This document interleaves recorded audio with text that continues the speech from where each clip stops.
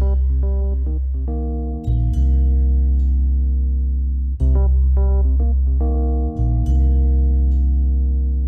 and welcome to another episode of Video Game Logic. Today's show was recorded on October the 18th, 2016. I'm your host, Gaming Psychologist, and with me, as always, no fancy name this week. Oh, now I feel neglected. You're neglecting me more than Skype. And by the way, I'm Caffeine Rage. Yeah. On today's special edition of the show, we're going to have the games Rage Blade, our weekly community corner, our Steam Weekly Deals discussion, and a special segment with a special, very special host, Akinesis Gaming, which we recorded guest. that. Yeah, guest host, whatever. Well, he is here for most of it. Yeah. It's just I don't think he can make Tuesdays. Yeah, that segment's like 2 hours and 10 minutes long, so as you can see by our truncated topic list, that's the bulk of the podcast. So, yeah. How are you, Rage? I'm doing all right. Still fighting my never-ending battle with Skype. And your internet connection. Oh, don't get me started on my internet connection. My ISP could go fuck themselves with a pine cone. Right, and if that dies in the middle of this recording, I'm just going to run with what we have, and then throw in a little blurb in the middle, like, Rage's internet connection died here, so here's the rest of the stuff. Yeah, my connections died twice today. Yeah, I'm not exactly pleased with them. Yeah, it's also not instilling me with confidence, but, you know, my power's gone out a couple of times. Windows 10 forced me to restart in the middle of a recording once, so I can't really complain too much.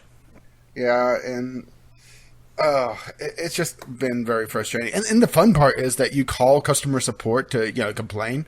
You can get the robo agent saying, there appears to be network problems in your area. We cannot transfer you to an agent right now because we are experiencing higher than usual call activity for some fucking reason. Can't imagine why. Goodbye. Click. Oh, I hate that. I hate when they just hang up. It's like, if they ask, it's like, would you like to hold for a representative, or would you like a representative to contact you back? That's okay. That's fine. But they just hang up on you. It's not fulfilling to cuss out the robotic agent. You know, you need somebody flesh and blood to do that. The computers haven't taken that job yet. The absolute worst is when you wait on hold, you talk to somebody, and they're like, oh, hang on, let me transfer you to another department. And then the phone rings and rings and rings, and then you wait on hold some, and then the robot comes on and it's like, yeah, we actually can't help you. Bye. Bye-bye. Bye-bye now. And then I, hang myself. And then you sit there and just twitch for a moment. It's like, well, where's their headquarters? I'm getting my gun. Get the Molotovs. Oh. Oh. Well, I have had an excellent day. Very boring day. I didn't go to the clinic yesterday. It was closed. Because the university was on fall break. And the first day of fall break, the clinic was closed. So I sat at home and did work all day. For my wife. Oh, my. We're doing a bunch of stuff. We rearranged our entire living room. I should take a picture and put it on Twitter. Our new living room setup actually looks really nice. We took an old China display cabinet that we had and took all the guts of it out, drilled some holes in it for cables, and turned it into a new entertainment system. Huh. And it looks really nice.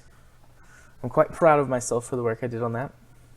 And then we did other stuff around the house. Oh, my. Oh, yeah. But no, it was mostly cleaning and rearranging and all that jazz. So, but I mean, it was still nice. And then we've been playing the Game Club game. That's really the only different game I've played this week from the norm. You really can't talk about it yet. I can't talk about that. But I'm really excited. Katie is watching me play, and she's going to record something for us. Oh, really? Yeah. A special treat, Mrs. Arthur. Yeah. Maybe this should be a thing. Have Katie send in something every time. She'll probably hate me for suggesting that. Maybe. Depends on what the games are. I mean, Well, looking at the vote, I think we have a good idea what the next one is. Is Skyrim still way in the lead? Yeah. Yeah, it's kind of ridiculous just how far it is in the lead. Last time I looked, I think it was either 6 or 7 votes ahead of second place, which I think was Grand Theft Auto 4 at the time. But I haven't checked on it in a few days. What's it at now? Well, it's still way ahead. It is Going to the 10 results. to 4 to 3. Oh, so it's gotten a few more votes. Yeah. Yeah, unless there's a grand resurgence for one of the other two games, I think that... Or someone just starts, just stuffing the ballot box. Yeah. Well, voter fraud is a major problem in the United States, according to one Donald Trump. Have you know voter fraud is a time-honored tradition. Vote early and vote often. Okay, all right. Political story, and then we can move on to games. Well, besides, you shouldn't trust the polls. I mean, Trump doesn't trust the polls now. Never mind that he was touting how far ahead he was in polls for months and months and months. Now that he's losing, he doesn't believe in them.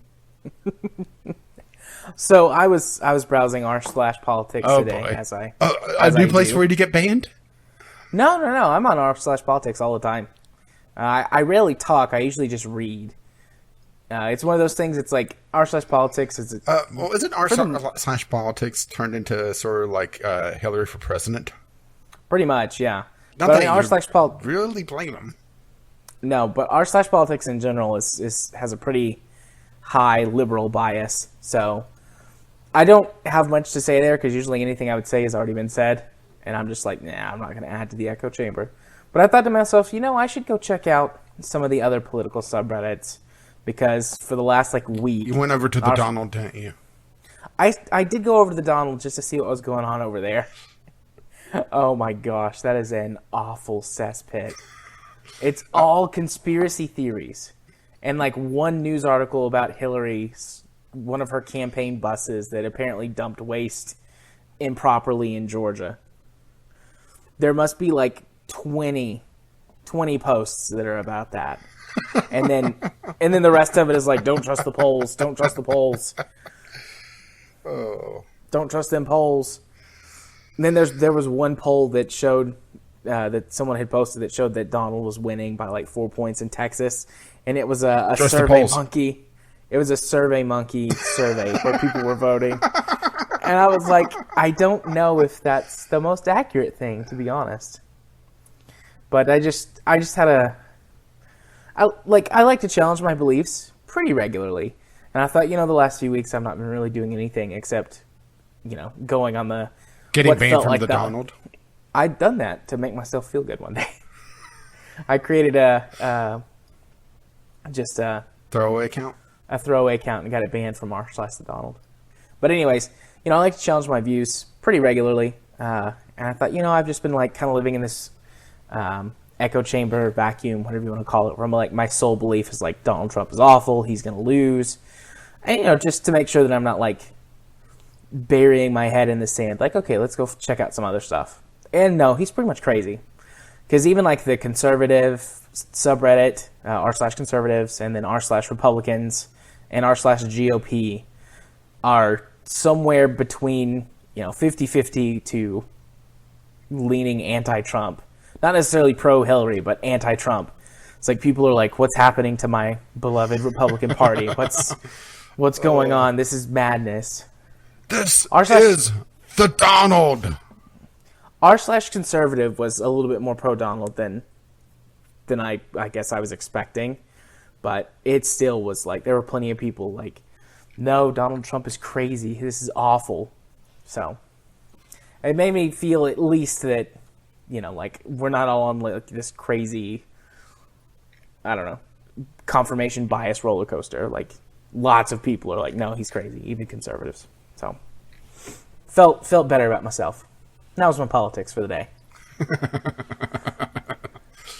Well, look at it this way. Within a month, the nightmare will be over, and the new one will begin.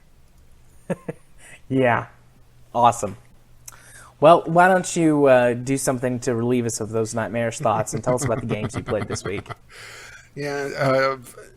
Well, all three of these were. Well, one of these was my Sunday sampler, and the other two were candidates for it until I had issues with the games.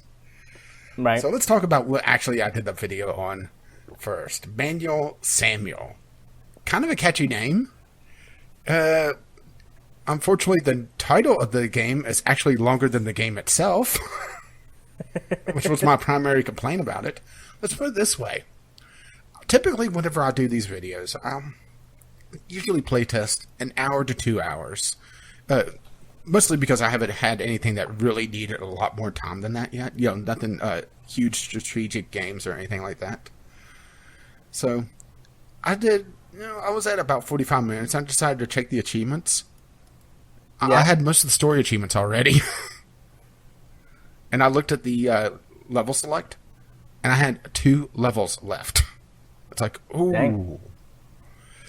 There's people that are saying that this game is an hour and a half long. Now, for those playing at home, the Steam refund policy is at 2 hours. I think the developer's going to have a bit of a problem here.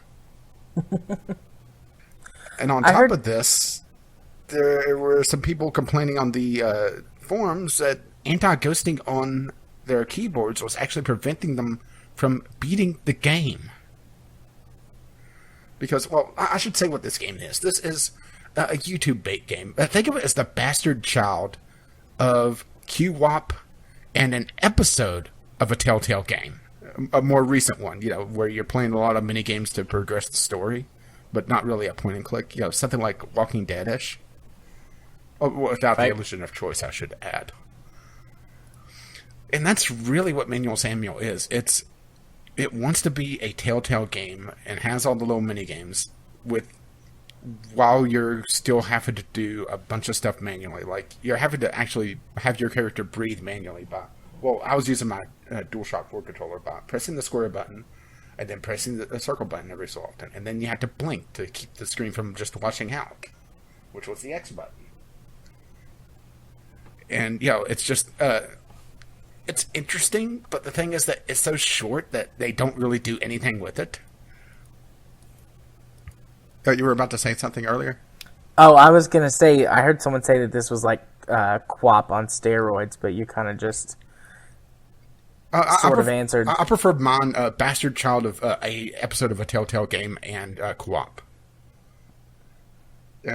It's one of those that, they look at the child and it's like, ew, and leave it on a doorstep somewhere.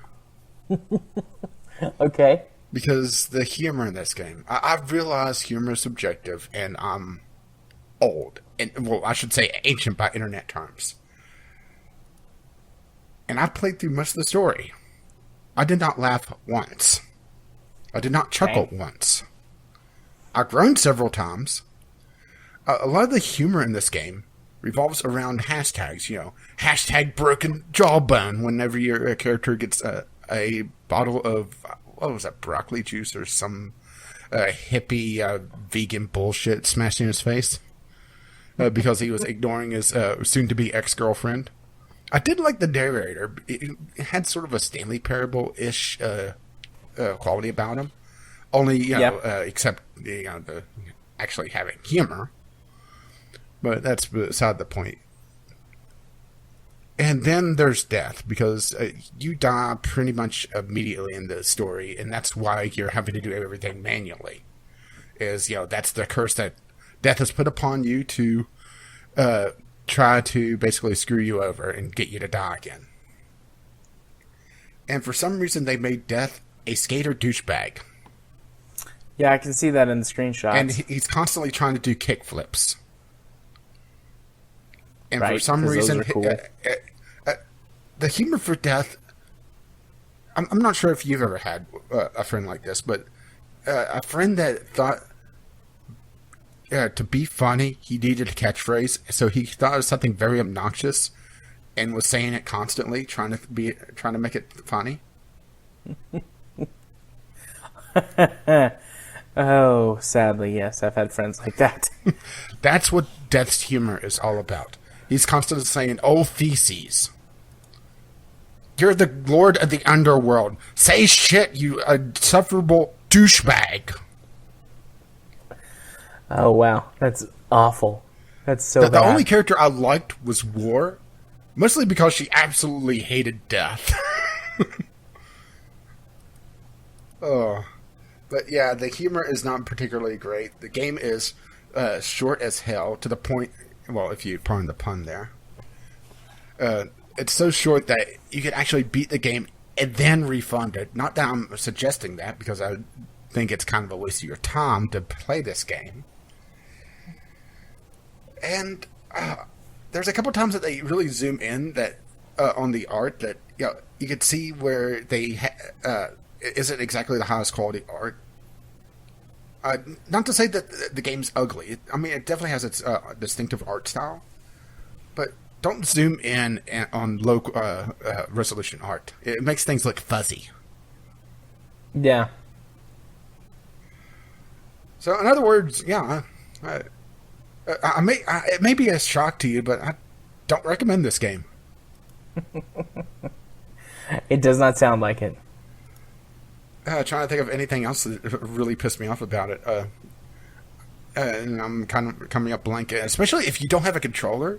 This game is literally unbeatable to you. And they don't have rebindable keys, because, that would require actually putting in some more effort into the game.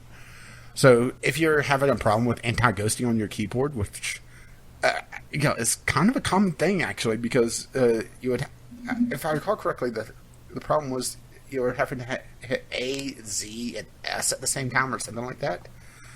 And that triggers anti-ghosting on a lot of keyboards.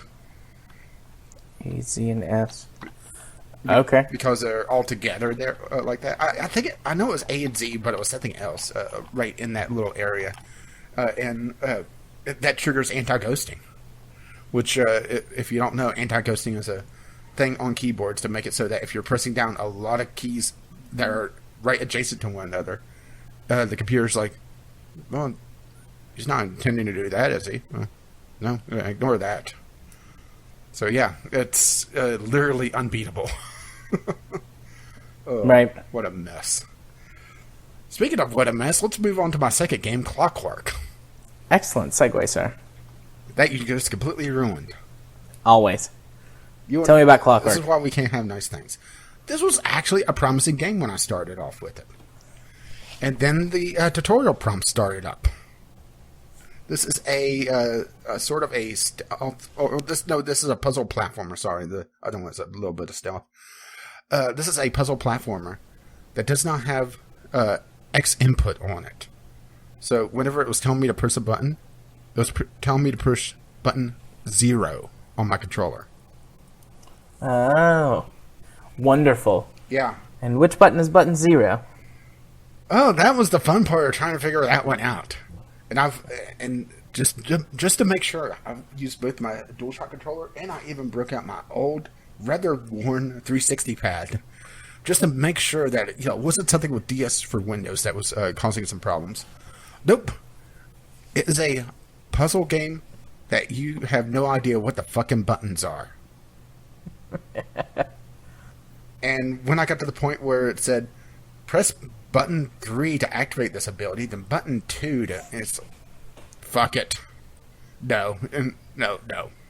I'm not putting in the time to figure out what exactly these buttons are, let alone what they do. And also, it uses the Simish style, where, instead of spoken words, it goes blah, blah, blah, blah, blah. Yeah. For text. And every character has their own background on the text window. And let's just call her Navi. It's some sort of thing that lives in your watch that the main character has. I only got about 15 or 20 minutes in this game. Her text has the background of bright blue with black text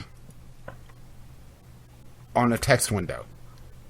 That sounds like it would not be appealing to the eyes. Well, the good thing is that you could easily read it because it blinds you, so you just see that spot in your vision for the next 5 minutes. Well, that's good to know. Granted, you're not seeing much of the rest of the game, and the game, it's not terrible looking, but it has some weird animation things going on. It's very much, you could tell that it almost looks like a Flash game where they have the character kind of segmented and move the parts of the character instead of drawing the new character over and over again like traditional animation. Yeah. And a couple times he was reaching through his chest to grab a ladder, which was a little odd. But yeah, wasn't impressed with this one. And then let's go on to my final one, Ballistick. Essentially, about Newgrounds 2000's Flash game for 2016. My main problem with this one was, if you look at the video, that's sped up by about, I want to say about 5 times. The game is incredibly slow, to the point that it feels like just a fraud of the way that they're presenting the game. It's incredibly slow. The animations are just awful. The controls were chunky as hell. It just wasn't very appealing, and that's why I ended up not doing a video on it. But the reason why I wanted to talk about it was that the game was just so damn slow compared to what the videos were showing. It's essentially a bull shot, which, if you don't know what bull shots are, they're essentially doctored screenshots, bullshit screenshots. They're very prevalent in really gaming in general, to the point that they're actually legal because of the precedent that gamers don't trust advertising, so advertising can lie to gamers. It's kind of those weird things going on. Yeah, I'm sure Kyle's already writing in how I'm wrong there, but I was watching some videos about bull shots in the past week. Never heard that before. That's interesting. Yeah, Kyle, that's your next project. Yeah, I'll have to send you that video, or maybe I'll add it to the show notes so there's actually something in the show notes. Go right ahead. Of course, that requires me to go find that video again. But yeah, it was sluggish. It was chunky. The controls it didn't feel like they were doing what I wanted them to do. So I just ended up not doing a video on it, which this was like was about 2:00 in the morning on Sunday. So it's like, fine, I'll do the game that I actually put some time in, because I didn't want to do a video on Manuel Samuel, because I've done videos recently on YouTube Bait, which I kind of threw Manuel Samuel into it. Not quite, but sort of. And it was just not a good weekend for gaming. Right. Well, all right then. Why don't we move on? Did I meet your time expectations? You did good. I actually made it go a little bit long when I told my politics story, but you know what? I'm going to leave it. Why not? So let's move on to our community corner, which feels very weird to say after only recording for like a half an hour. Not even a half an hour. But such is the way of when you do special segments. So do you want to do Kyle's thing first? Yeah, let's do Timmis's? Kyle's thing, because I'm looking forward to this. Okay, so Kyle sent in an audio letter that specifically he told me not to listen to until recording. So what we're going to do is I am now going to go listen to it, and we're doing it live. Yeah. I'll get them synced up properly so that you can hear me, unless I'm so loud, because I assume it's supposed to be funny. That's just my guess. But unless I'm so loud that it causes like some weird distortion or just sounds bad, in which case I will be muted, but Rage can confirm how much I was laughing. Oh, I've been looking forward to this. All right, so I'm opening our email right now. Here's this thing from Kyle. Okay. This is just to help me sync. Playing it in 3, 2, 1, play. What's up, all you members of the Scrub Squad? This is Crash. We're going to be coming at you about Grand Theft Auto 4. Alright, so Grand Theft Auto 4. It's basically an open-world sandbox game that... Hello? Hey, Crash, it's your cousin. Want to go bowling and maybe get a little shit-faced afterwards? No, sorry, Okay. guys. I'm recording something for the VGL podcast right now. Maybe I can catch you up some other time, alright? Okay, cousin, I'll hold you to that. I'll catch you later. Alright, sorry about that, brosifs and brosofinas. Alright, so as I was saying, Grand Theft Auto 4. I'd like to talk a little bit about it because it's probably going to be the next Game Club game after this vote goes in, and... Son of a bitch. Hello? Hey, Crash, it's your cousin. You want to go bowling or to the movies, or you want to go out and get shit-faced and pick up lusty women?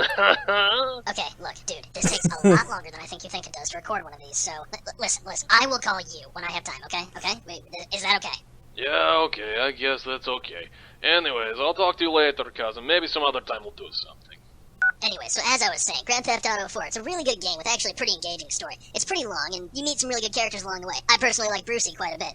And anywho, so, oh my Jesus fuck, dude. Seriously. Alright, look, Urban, I swear to Christ, you better be going somewhere with this, because you cannot be asking me about bowling again. It has literally been less than a minute. You do understand that, right? Okay, geez, cousin, maybe some other time. I mean, after all, you are Mr. Big Shot Astronaut, right?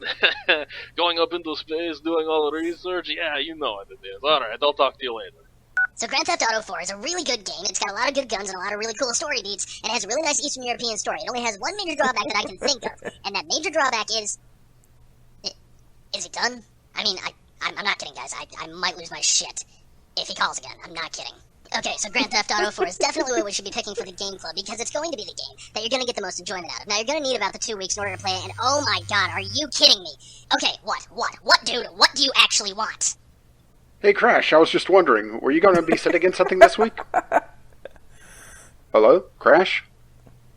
Hello? I can't work under these pills, I swear to god, I just... Cloud in the woods, windmilling his... It's no better than Sean Murray being primed to take Peter Molyneux's up his... Okay, well, anyways, Grand Theft Auto 4 is a game that you should vote for because it's a lot of fun and I feel that it actually shaped the sandbox genre of gaming. So, anyways, this has been Crash, signing off. Oh. Breathe. Oh. You okay over there? Oh, it hurts. My diaphragm hurts. Oh, that was incredible. Like, so the Roman bits were great. Like, that was where all of those chuckles came from. I'm sure you figured that. But that was where all the little chuckles came from. And then I kind of started losing it when you were there. Now you know why I knew exactly what was in that. Yeah. I figured that he had told you, like, hey, make sure Jared doesn't listen to this. Oh, I hurt. So yeah, Rage, in case all of that laughing and coughing has to be cut at the end, confirm that I lost you enjoyed yourself. Oh, that was great. Oh. I'll probably put it at the very end, and just in case you want to listen to it without me over the top of it. But yeah, that was great. Good job, Kyle. Only problem now is that the bar has been set very high. Yes, the bar has been set very high for both you and other people. Yeah, Kyle had the idea to put me in that. I was too happy to oblige. Kyle, you're my hero this week. And I love just the very end. Yeah, you hear the phone going off again. Oh.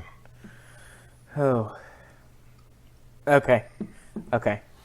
So, I mean, do we have anything that we want to talk about with that, or was that just that was just gag? comedy? Okay. All right. That, and I think Kyle wants to play GTA instead of having to buy Skyrim. Well, Kyle, if that's the case, then you better get out there and start stuffing that ballot. Because GTA is pretty far behind. Or he's just trying to solicit copies of Skyrim. Maybe. Skyrim currently on sale? I don't think it was on the sale. No, and it would actually surprise me if Skyrim goes on sale at any time soon because the extended version or it's the enhanced version that is going on sale next week. Oh, is that next week that drops? I'm pretty sure it is. Then that means that for Game Club, as long as Skyrim wins, we'll get to play The new version. Amazing. I'm not going to be able to play the new version. I don't have the DLC. And I'm not going to... Oh, wait, here it is. Skyrim Special Edition. Release date October 28th. So it'll be past. Oh, well. What are you talking about? Because it'll be during the Game Club for Skyrim that it releases. Will it? We do Alan Wake on the 25th. Right. You're right. So if Skyrim wins, a few days afterwards, the special edition releases. Which I'm not going to play because I don't have the DLC, and I'm not buying Skyrim again. Well, I guess then we can compare, because I have all of the DLC, so I'll get the free upgrade. Yeah, it's just Skyrim's DLC has never gone on sale, and I got the base version, and honestly, I'm bordering into what I will be seeing in the Game Club, but I didn't really particularly care for Skyrim. Yeah, you've talked about it before. I think you said you played it, if I remember correctly, for 20 hours? Let's see what my time says on this. 23 hours on Skyrim, which is very low for an Elder Scrolls game. Yeah. Meanwhile, Morrowind, I had multiple characters that were 100 hours a pop. And Oblivion, I had a 100-hour character. Actually, a couple of them. Yeah. Well, Skyrim on PC, I've only played for 40 hours, but I had it on Xbox 360 and have played many hundreds there. So, but yeah, we shouldn't talk about this too much because there is a pretty strong potential that we're going to be playing Skyrim, so we should hold off. Yeah, I guess I should start looking into my base mods. Right. Okay, well, with all of that out of the way then, let's go to Kimis's audio letter, which is a pretty big one. Mm-hmm. So everybody strap in. Oh, my. It's wait, you said strap in, not strap on. It's time for Kimis. Greetings everybody, Kimis here again. Last week I received a message from a friend of a friend who was looking for people with Unity experience. I replied in English as it's my preferred language, especially when talking about programming and using a lot of technical jargon, listing all my abilities and attaching a standalone build of the game I wrote for a course last semester, ending with an enquiry for more information. I received a reply in broken English saying all my information will be relayed to the actual team, as I'm only talking to the enthusiast of the project who has nothing to do with it. I remarked on Twitter that it all sounded like a "we should totally buy a bar" deal. A week after that, sitting bored at a lecture, I get another email, this time from the team leader, and couldn't help laughing out loud. I took some small liberties translating it, but trust me, the original is no less absurd. Enjoy. Have you ever had a dream that you want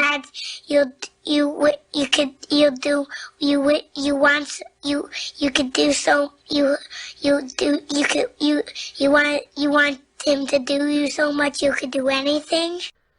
Come on, did you really expect me to translate and read out a 1000-word email, preferably in my best Apple Keynote presenter voice? I asked him for the technical details, what Unity add-ons and external software we'll be using, what is the VR hardware and full body tracking system that they've set up, and whether I can see any proof of concept. Instead, I've received a pile of drivel with a lot of imagine and no specifics. I have better stuff to do. Like what, you ask? That's a good point. Give me a sec, I'll think of something. In the meantime... Welcome, Dominic. Excuse me for taking so long to write, but lately we have had a lot on our heads. I hope you don't mind that I will be using Polish. Side note, I do. I forwarded your email and the game to our Unitor. He'll be judging it today. Side note, yes, that's what he calls Unity programmers. In case of any questions, he'll be in contact with you. That's from the technical side. From the meritorical perspective, it is indeed hobbyists that we're looking for. People for whom it's more important to work qualitatively rather than quantitatively. As with all startups, people engaged in them have a lot of money on paper but walk in leaky shoes. All of it to work with interesting products. All of it to work for yourself. We are not a corporation. We long for passion, not kill it. As to our organization, no, we do not plan to open an indie studio. At least not in the common sense of the word. For a year I've been toying with VR with my boys from the Wrocław University of Technology. We are trying to use the technology to create the perfect game. Side note, Sean Murray called you're infringing his copyright. A game where your body is the controller and you are the hero. Obviously, home environment is out of the question. We are currently negotiating a rental of 600 square meter basement in the center of the city. Side note, that's a shit ton of rent money. There are 5 of us. Me with a degree in economics and experience in multiple companies in Poland and China, an engineer in robotics, high-level programmer specializing in neural networks, a graphic designer, and a unitor. Side note, titles even more stupid in Polish, never mind irrelevant. For such an immense project there are far too few of us. Until the end of the month we plan to start testing the prototype. 2 players throwing a disc like in the movie Tron. Full body tracking and free movement across a small space and start making money from it. All of it is however mostly to mitigate the biggest operational risk from the side of external financing. Staff. We need to show the future investor that we are able to create commercially ready product, sell it and manage the company. And then seize the financing for a full arena. Everything, including a rental deal, has already been negotiated and ready. The only issue is our complete lack of money. As you can see, we are all about the specific. Side note.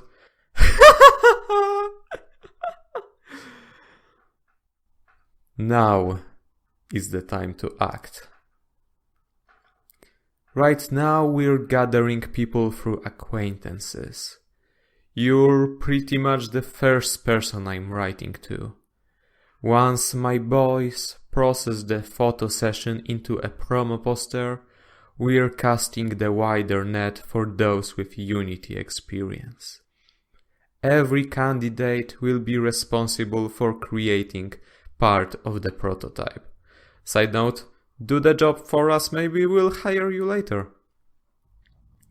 We'll see how well they do, how they work with us, and how their code compares to ours. If you're up to the task and our unitor decides you're worth our time, you'll be invited for a meeting where you'll obviously have to sign an NDA before I'll be able to provide any more details. But before you hop on board, you need to understand what you're getting into. We can't promise anything. Side note, that's all you do. And it would be a shame to waste each other's time. We're looking for people ready to take on the risk and work without pay like we did for a year. Believing in the revolutionary idea and future profits. We are not in a Silicon Valley, and in this country looking for an investor and negotiations can take, let's say, half a year. It won't be until then we see any money. Side note, first mention of viability. According to my calculations, it will be a lot of money. But don't worry, even though we're using a business model and technology nobody in the whole world has seen before, your salary will be proportional to the profits. Side note, I have no idea what this sentence is about either.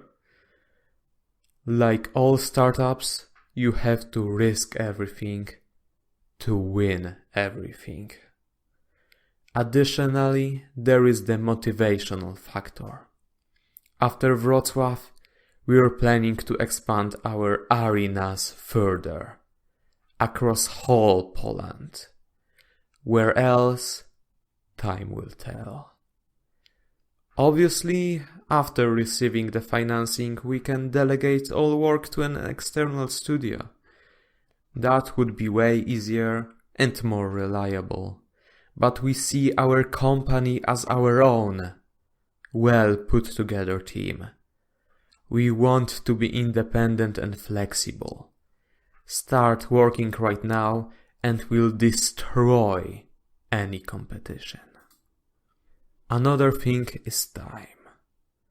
It's clear to us you need to live off something. Some of us have jobs, others study, but it's necessary to make sacrifices. An hour a day will not do. So for a year we haven't had a good night's sleep and our social life is dead. You need to be prepared for it. By the way, side note, best by the way I've seen in a while, the NDA contains a clause saying we own all rights to everything you create, all the code, designs and solutions. Obviously, including those you'll need to provide to candidate for the position. Side note. Difficult to precisely translate, but original seems to suggest he's talking about everything I create during the period of the NDA, even in spare time unrelated to the project. Only then can we sign a long-term deal for a salary dependent on whether or not we can find an investor. As you can see, we have nothing to hide. Side note, except any tale of a working product. It won't be easy. Our plan demands tolerating a huge risk, self-discipline, and a specific way of life. I'll just tell you this is nothing compared to how everyone else was recruited a year ago from science clubs of the university.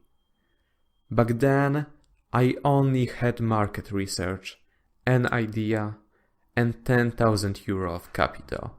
Side note, he fucking said they're broke now. In exchange, there's a significant chance we'll be the trendsetters in esports for the next decades. So think about it carefully. There's no need to rush, and let us know when we can meet to continue the talks. You know, as fun as it was to read about a small team promising to win the world with a marvel of a video game, especially in the light of recent events, I felt disgusted as I continued to read how our relationship would look like. To learn anything more, I would have to sign an NDA and waive my rights to any intellectual property I create. Then, after coding parts of the game, I sign a contract to work for a promise of a pay, all the while listening to how we're revolutionizing the industry. I nonetheless replied with a nicely worded encouragement saying I'm looking forward to hearing about their product in the news. I didn't specify what results I'm expecting to see. The next email I received was definitely not a marketing pitch finely crafted over the course of multiple days. It simply said that if I'm afraid I'm not up to the task, they only care about my enthusiasm, not my skills, and if it's the risk I'm scared of, then he's sure he can convince me to take it anyway. Pointing out all the flaws in the plan as well as the horrible proposed conditions and overall abuse of buzzwords yielded another reply. This time I was called a moron. Apparently they need a lot of people because of how ambitious the project is, but they've also spent 15k on developing it already, so it's pretty much ready for release and they only need me coding the crucial elements to test me. Then I was confronted with the hard truth about the reality of working conditions in this country, promised I will never find a better deal, and they will reluctantly share all the profits with me, as long as I keep in mind there probably won't be any, but don't worry, they had a lot of people say it's a smart idea. Surprisingly, nothing about the IP hellhole they're dragging people in. Oh, and proof they've actually created anything? Classified. Making sense of the whole conversation required a lot of reading, taking notes, some graph paper, and a pirated copy of MATLAB. After a while I got bored talking to a madman constantly switching from insulting me to spinning PR bullshit and stopped replying. If over the course of next couple years we all end up in a VR dystopia with the name Unity V Realms tattooed on our foreheads, remember, I tried to stop it. Kmis, signing off. All right, thank you, Chemist, for a very, enlightening experience, I guess. Enlightening story. I do find that fascinating. I think your friend is Peter Mulhewing. Oh, sorry, I should update my language. Your friend is Sean Murraying. Oh, poor old No Man's Sky. Hey, we can't let the horse go without a whack every single week. We have to make sure that it's still dead. Yeah. And it seems like it's as dead as both Hello Games and, unfortunately, United Front Games. Yeah. Which I'm disappointed on the latter because, well, yeah, they produce sleeping dogs. Or did you not see that news today? I didn't see that news today. I am shoehorning in a little bit of news into this. You would do. But yeah, United Front Games supposedly is shutting down. I haven't seen any confirmation on that just yet, but disappointing. But then again, they haven't really done anything outside of sleeping dogs, and they didn't really have the rights to sleeping dogs. So yeah, it's just kind of weird that they shut down in the middle of a free weekend for their latest game and pulled their game from sale during a free weekend. Oh, I bet people are pissed about that. Yeah. Well, Chemist, in relation to your story, my dad owns his own business, and I worked with him for a number of years before I went to and got my master's degree and started doing counseling and stuff. But I have seen my fair share of these proposals. I don't know the situation well enough to whether or not I'd want to call it a scam. It either sounds scammy to me, like someone's trying to scam people out of work, especially with their description of the NDAs and like you having to sign over work that you do that's not even related to the project. But yeah, I mean, it might just be incompetence. But yeah, I've seen my fair share of these, and it's always fascinating what people think that they can sweet talk out of other people. Although, I mean, enough of them work, otherwise people wouldn't do it. Yeah, unfortunately. Yeah, the thing is that if this isn't a scam, and this is somebody being completely genuine, I don't think he has a clue of just what's required to make it really into the game industry because, yeah, it is a very labor and financially intensive, industry to really get into. It requires a lot of work, and there's no guarantees. Well, let's put it this way. There are literally 10,000 games on Steam right now. How are you going to try to differentiate yourself? Really, to make it, you need a lot of luck and most likely a friend in the game industry or the games journalism to really try to push you forward. Otherwise, you're just going to be lost in the background noise. Yeah, and 10,000 games on Steam doesn't even cover the many thousands of games that exist, both on other platforms to purchase from, I was and just using also Steam like tons as- of free platforms. Yeah, I was just using Steam as an example just because they hit the 10,000 mark just a couple weeks ago. And it's a nice round number. Yeah. But yeah, it does sound very scamish to me. But you also really need to watch out what you dive into with friends, because otherwise you may end up on a Tuesday night recording a podcast or something. I don't know. Yeah. Speaking of chemists and recording podcasts, he talked to me the other day about potentially coming on to another episode. Oh, really? Yep. He can't record on Tuesdays, but he can record on Wednesdays. And I told him we would talk about it, and we're here right now, and we're talking about it. Not next week, because next week is Game Club. Yeah. And he's never played Alan Wake, and most of that episode is kind of locked up, so... But maybe the next week. Yeah, and plus even though we didn't have news this week, I have been adding news topics. Yeah. But So- still, because I can't help myself. It's sort of like me with my word list. I'll see a word, it's like, ooh, and just add that to the list. Yeah. So, what do you say, Rich? Chemists in 2 weeks? We record it on Wednesday night instead of a Sounds Tuesday night? good. Assuming that you feel like editing that quickly, because that's going to be more on to you than me. I'll give it my best shot.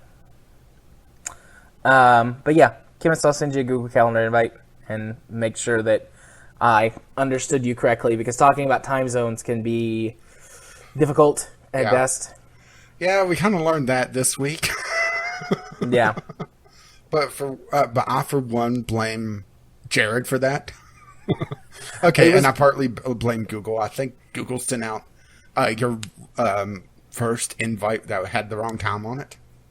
Yeah, because I had to go in and fix it. So it was correct on my calendar, but you had the wrong time and Aki had the wrong time. Yeah, more importantly, Aki had the wrong time. Yeah, that's true.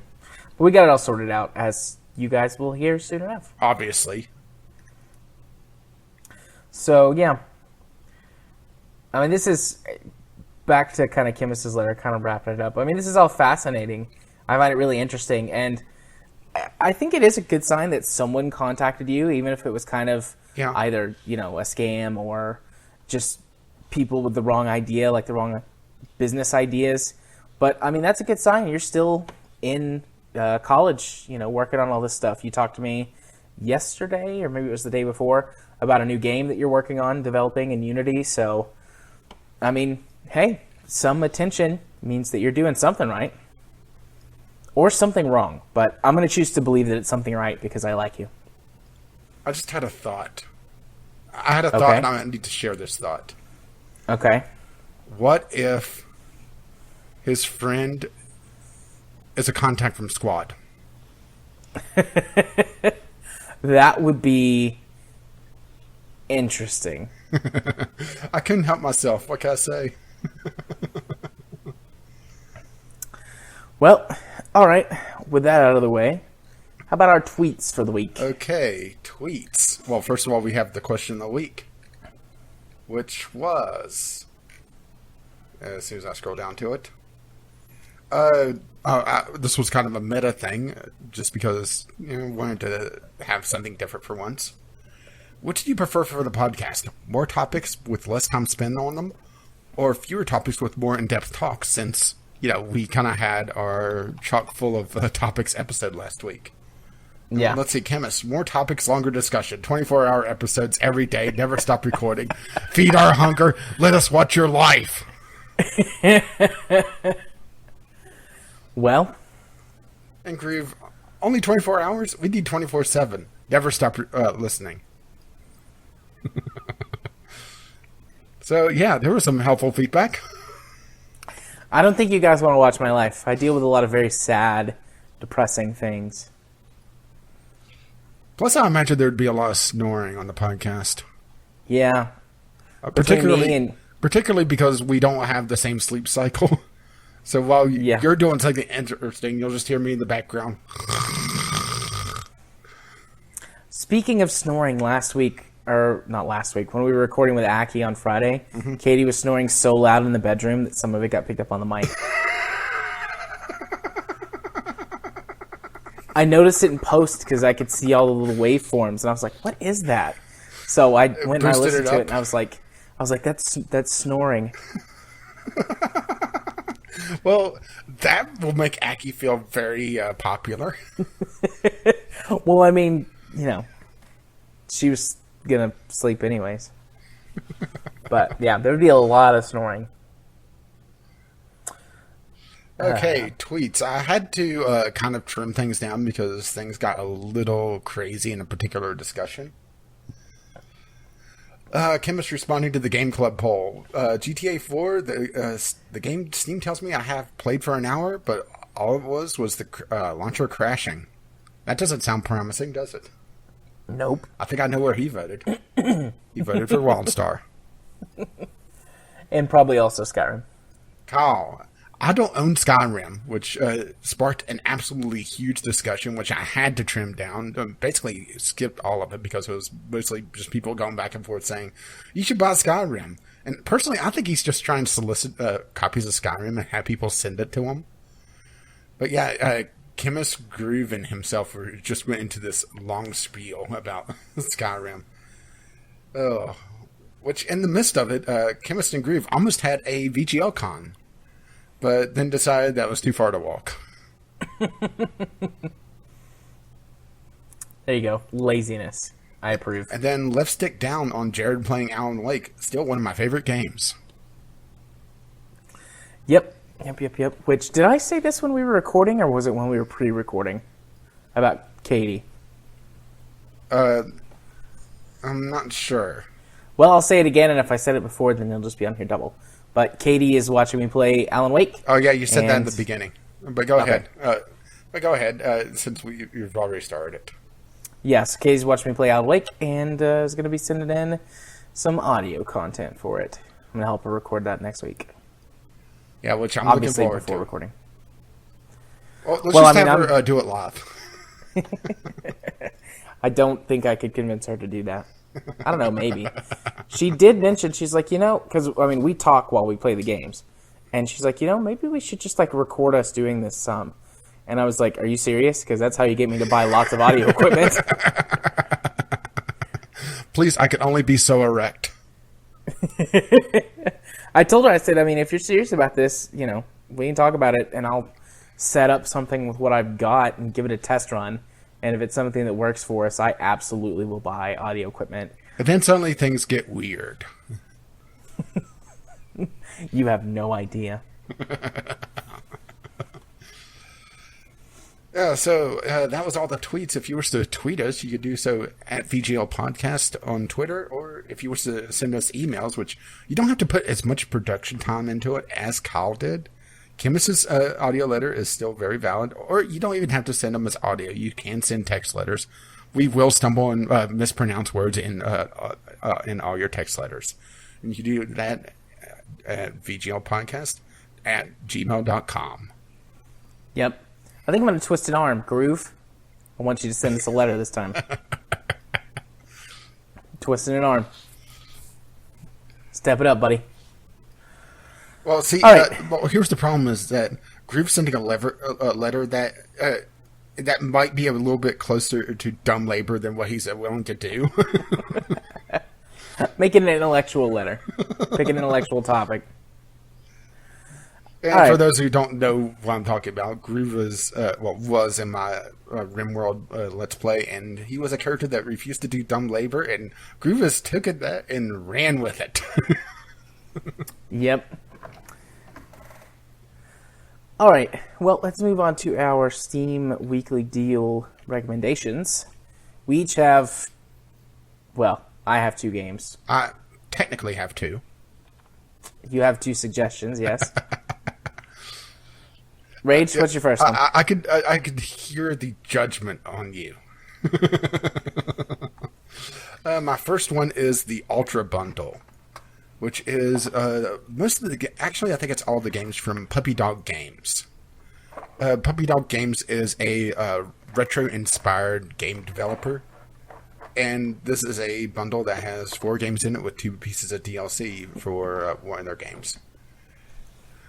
I'll quickly go through them. Droid Assault is a 2D adventure shooter where all of these have essentially the same art assets, which it can be a little weird going in between them because you'll look at them, it's like, okay, that game is that, but what is this game? Because it's very confusing, but they do their art style really well. It's like modern versions of 8-bit classics. Right. Which one of them is essentially Space Invaders, which I'll get to in just a moment. But Droid Assault, very fast-paced 2D shooter, a lot of fun. Revenge of the Titans is probably their most well-known game. It was released in a Humble Bundle. Matter of fact, I think they've had a couple Humble Bundles with their various games in it, but Revenge of the Titans was in one of the early Humble Bundles. It is a tower defense game that has no mazing in it, which it kind of gets a leg up from me because I absolutely hate mazing in tower defense games where you're trying to make the creeps try to take this long convoluted path by placing all your turrets in weird ways. It just always felt odd to me. But this is very more freeform, and you have to be a little careful because at times you'll see enemies break off from the main pack and try to go around, which feels actually a little bit more realistic, actually. Yeah. And it has a scaling difficulty curve, so if you fail a bunch of times on a level, it'll actually bring down the difficulty level, or if you're doing too well, it'll actually ramp the difficulty up. So you may or may not like that. It really depends on your particular style. I really like scaling difficulty. Let's see, Titan Attacks, which is essentially Space Invaders, only a high-def version of it with a bunch of power-ups and a bunch of extra bells and whistles. Not a lot to talk about there. It's a very simple game. And then Ultratron, which is a 2D arena shooter, which is, if you look at the screenshots between this and Droid Assault, they look very similar, but Ultratron is the arena shooter instead of just a generic 2D shooter. A lot of fun, very fast-paced, a lot of particle effects going on. But I've really enjoyed all of these games. I have all of them. Only thing I don't have is the DLC, which is the soundtrack for Revenge of the Titans, and Sandbox mode for Revenge of the Titans, which was released pretty far post-launch. So I don't have too big a gripe with that being DLC, even though I would prefer it to be in the base game. Since it was released so far after the launch, it's not that big a deal to me. But normally, this entire package, the total cost of the package is $45.94 with all the games in DLC. Cost of the package is $24.99 normally. It's 53% off, bringing it down to $11.74. Fancy. And if you like your retro games with a bit of a HD skin on them, then this is a good one to go after. And Puppy Games is a pretty good developer, at least from what I've played. And I haven't really heard anything bad about him. Sweet. Well, my first game is Iron Sky Invasion. I do believe I've recommended this once before, but regardless, in the 1940s, the Nazis weren't defeated. They merely retreated to the moon. And now the Fourth Reich is going to get its revenge on the Earth. It's this really, really stupid, so bad it's good game that is an arcade space combat game where you fly various spaceships, fighters, bombers, etc., in like the very near future. Like, this has full motion video. It does have full motion video. It's amazing. Think of like the old school Westwood style kind of over the top overacting full motion video. That's what you get with this. It controls pretty well. It's nothing to write home about, but the game it mostly sells itself on a combination of the humor from the full motion video and just like the absurdity of the whole thing. Like, Nazis have come back from the moon. Well, they're after the space Jews. They're yes. Yeah. We're Jews in space. I'm glad you got that reference. Oh, but no, this game is amazing, and also awful. It's wonderful. It's got this weird pseudo open world map navigation where you like fly around the different sectors around Earth and the moon and do all kinds of crazy missions, and like it's constantly going. So the Nazis are actively invading, and like you'll get a call from a ship, and it's like, oh, come help me. Like the International Space Station is now a warship that just flies around. And what's the Russian one? Mir? Yeah, Mir is a space station that just flies around as well. It has things just randomly crash into it. Sometimes. But they've got like giant laser cannons, and there's space Nazi zeppelins, and it's ridiculous. Space Nazi zeppelins. Yeah. Space Nazi space zeppelins. Okay. You just have to see it. I've actually considered recording this for, Let's Playing this for a while, but I just never have gotten around to it. It's wonderful. It's so bad. I'll still put it on my wish list and may pick it up at some point in the future. I love it. And I would buy it with a DLC. Also buy the DLC. The DLC is also 80% off. The game is 80% off. Normally it's $20. Now it's $4. The DLC 60 cents each. You should totally buy it. One of them, it adds which one is it? Meteor Blitzkrieg, I believe, is the one that adds like a horde mode, and you basically just protect the Earth for as long as you can, and you get to order around like the ISS and Mir and the other things that are in the game. It's like, okay, you go over here and defend this, and you defend that, and that's a blast. And then Second Fleet is a second campaign that is also full of hilariousness and weird wackiness. It's wonderful. You should absolutely buy this game. All right, your turn. You always love to get the weird ones. I do. I love games like this. Well, I'm going off the Steam weekly deals and doing what's technically in the midweek deal, but it's lasting long enough that it's relevant. Okay. And you know me, I always bend the rules anyway. You do. You bend or break the rules on a regular basis. Hey, if rules weren't made to be broken, then why would we have them? Okay, so my second pick is Fallout New Vegas Ultimate Edition. My favorite of the modern Fallout games. Granted, I haven't played Fallout 4, mostly because the Fallout 4 is still rather expensive. I mean, granted, it is on sale right now as well, but yeah, I'm just waiting for the Ultimate Edition or whatever they're going to eventually call it. So, Fallout New Vegas. This is the Obsidian take on the Fallout universe. And there's always been this, kind of back and forth between this and Fallout 3. The way I always look at it is that Bethesda is really good at building worlds. Obsidian is really good at building stories and characters. And honestly, the characters in Fallout New Vegas is a lot more memorable than the characters in Fallout 3. As a matter of fact, I can't even remember, what was the name of the main bad guy in Fallout 3? Baddie McBad. A guy in the trench coat that... no, I know who you're talking about. Yeah. I can picture him. I just don't know his name. Well, the bad guy in Fallout Vegas is Caesar. Yes. That's trying to enslave the West, heading west to take on the New Republic. It's a really, really good story, and a story that you have a lot of choice in, actually. You take on one of three factions and go through those. Do your own thing, work with the New California Republic, or work with Caesar. Or Caesar, if you wish to use the Latin pronunciation, which I probably just butchered. But hey, that's my thing anyway. Yeah. A lot of mods. This is a fairly old game. A lot of mods to work with, and this does include all the DLC, which by far my favorite part is the old world blues.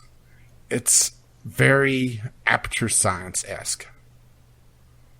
I think that's a good way to say it without really spoiling anything.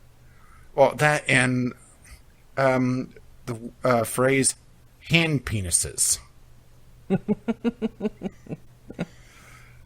Oh, yeah, good times all around. And that's not to say that the other DLCs are bad. It's just that other DLCs have different takes on the Fallout universe. One is more survival horror. One is pretty much your traditional Fallout-esque expansion, very similar to the main story. Then one is really just to wrap up all the loose ends from the main story. A few loose ends with another character that you've heard a lot about but never really encountered until that DLC, which I won't really spoil anything about that. But very good all around, and like I said, it's my favorite Fallout of the modern era. Granted, I've always meant to go back and play the old Fallout games, but it's kind of hard to do that at this point. It's once you get to past a certain point, it's hard to go back, you know? Yeah. I've played them in the last 5 years. The stories hold up, but the gameplay is... I mean, it's old, you know? Yeah. It's not that it's, like, bad. It's just, like, we've come so far since this. I will say about Fallout New Vegas, compared to Fallout 4, the storytelling of New Vegas is better, but the gameplay mechanics of Fallout 4... with the exception of potentially the dialogue tree, depending on how you feel, or the way the conversations are handled. Yes, no, sarcastic response means yes. Yeah, basically. Aside from that aspect, the gameplay of Fallout 4 is way better than New Vegas. Not to say that New Vegas isn't good. New Vegas is a good game. Well. And there are a lot of mods out there that improves New Vegas. And Fallout 4 is starting to get to that point, but... it hasn't hit really critical mass on the number of mods it has. Yeah. And there's actually a mod... I need to double check, make sure that Fallout 3 is on sale as well. 1 second. Because there is actually a mod that links Fallout 3 and Fallout New Vegas. And it is on sale as well. But it does have a notice. Fallout 3 is not optimized for Windows 7 and later. Yeah, I think Fallout 3 is 32-bit... It's a 32-bit game. Yeah, which it really has trouble with. But yeah, there's a mod that will allow you to essentially play through Fallout 3 and then go to Fallout New Vegas if you want to have a single character that kind of just spans that entire era. Yeah. Because if I recall correctly, the timelines kind of match up somewhat. I think Fallout New Vegas is... several years after the events of Fallout 3, but I can't recall exactly the timeline. But it's I don't remember. It's an interesting take if you wish to have a continuous character. Granted, there are things in Fallout New Vegas that would have trouble with from a Fallout 3 character, but I'm sure the mod handles that fairly well. The bonding community in both the games are just amazing. But that's Fallout New Vegas Ultimate Edition.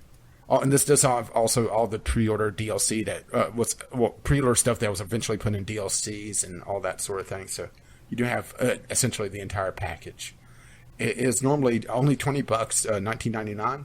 It's 40% off right now, bringing it down to $11.99, and well worth it. Yeah, you're making me want to go play Fallout 4. Maybe I will this week. I do need a break from spin tires, which I'll be talking about just shortly.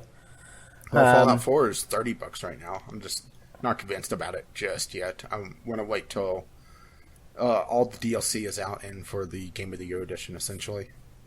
Plus, it also gives time for the body community to really take off. And it's not exactly rated all that highly right now. Yeah. Well, I mean, I played Fallout 4 for about 40 hours. I got through the main story, and I was like, okay, I'll come back and play this more later. And then that was like 8 months ago. It's not that I haven't wanted to come back, but when I do, now that I do podcasting regularly and streaming regularly and yada yada, my time to play games for me is a little bit fewer and farther between than it used to be. No, I mean, it's not your fault. It's my fault. You know, like, it's not that I don't enjoy what I do, but it's like very rarely do I just play games to play games. 90% of the time I'm recording and stuff like that, so. Well, welcome to my world.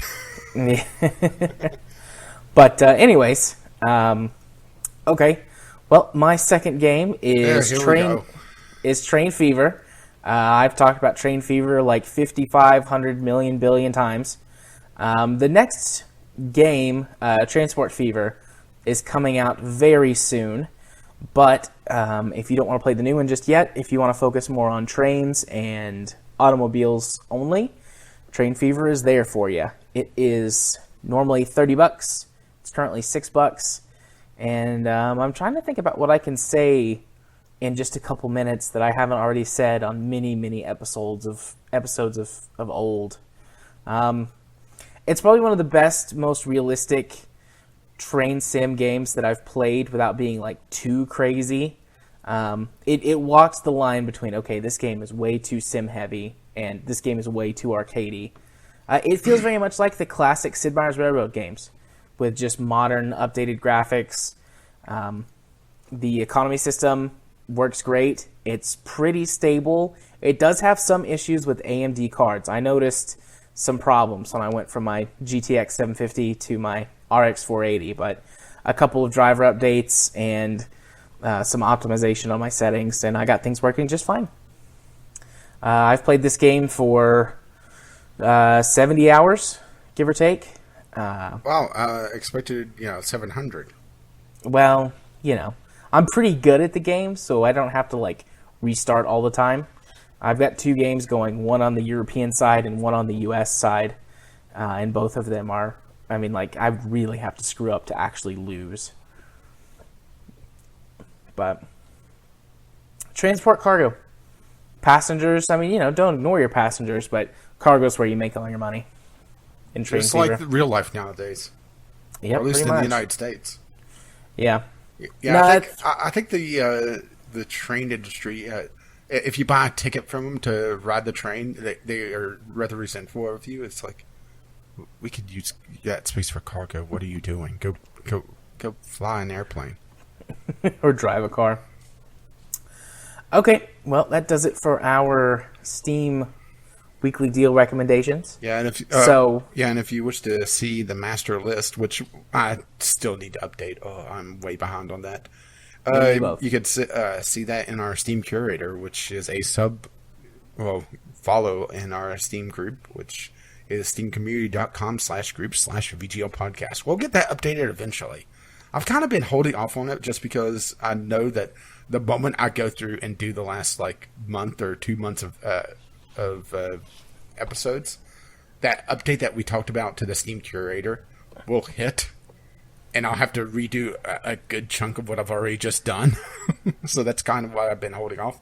That and just pure laziness. Yeah. I've seriously, just kind of waiting until the update, honestly. It did start out as lazy, and then I got to thinking, well, I'll probably have to change a bunch of stuff. So I might as well just wait. And that allowed my laziness to be like, yeah, you should totally wait. Yeah, but we'll be doing more with the Curator as soon as Jared remembers to do stuff with the Curator. And, well, I should say the Steam group. Yeah. Because that's your domain. Yeah. I'm not gonna, I'll do it when I do it. I'm not going to make promises anymore.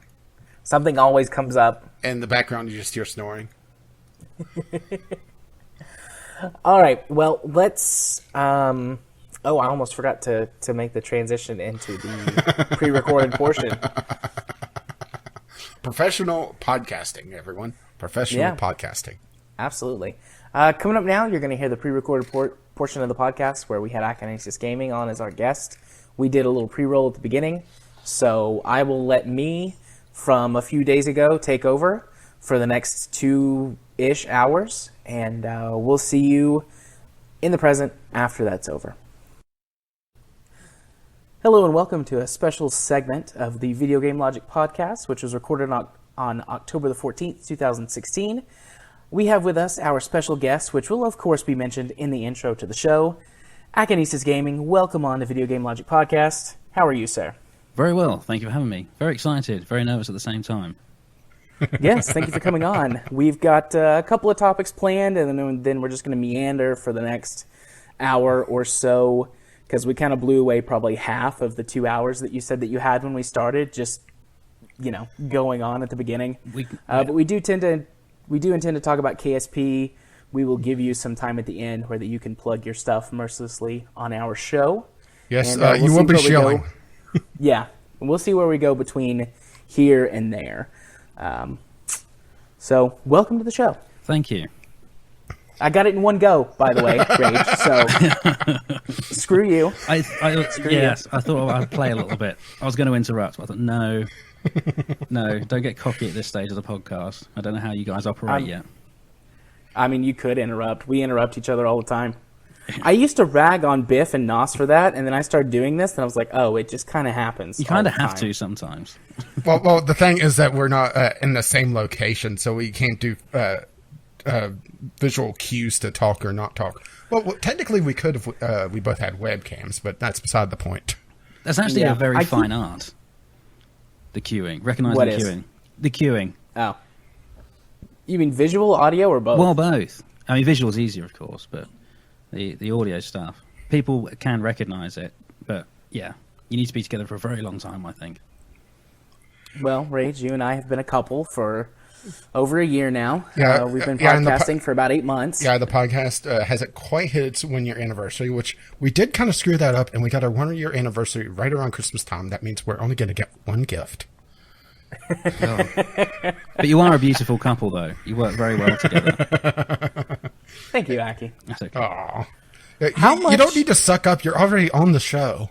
Oh, right. I have a question for you, Aki. How much experience do you have streaming, podcasting, recording, etc.? Like, I know you've been doing Boosters in Space State for a while, and then you guys had I'm drawing a blank. Spaceport, The podcast. Space Dock. Yeah. You guys did 3 episodes of that.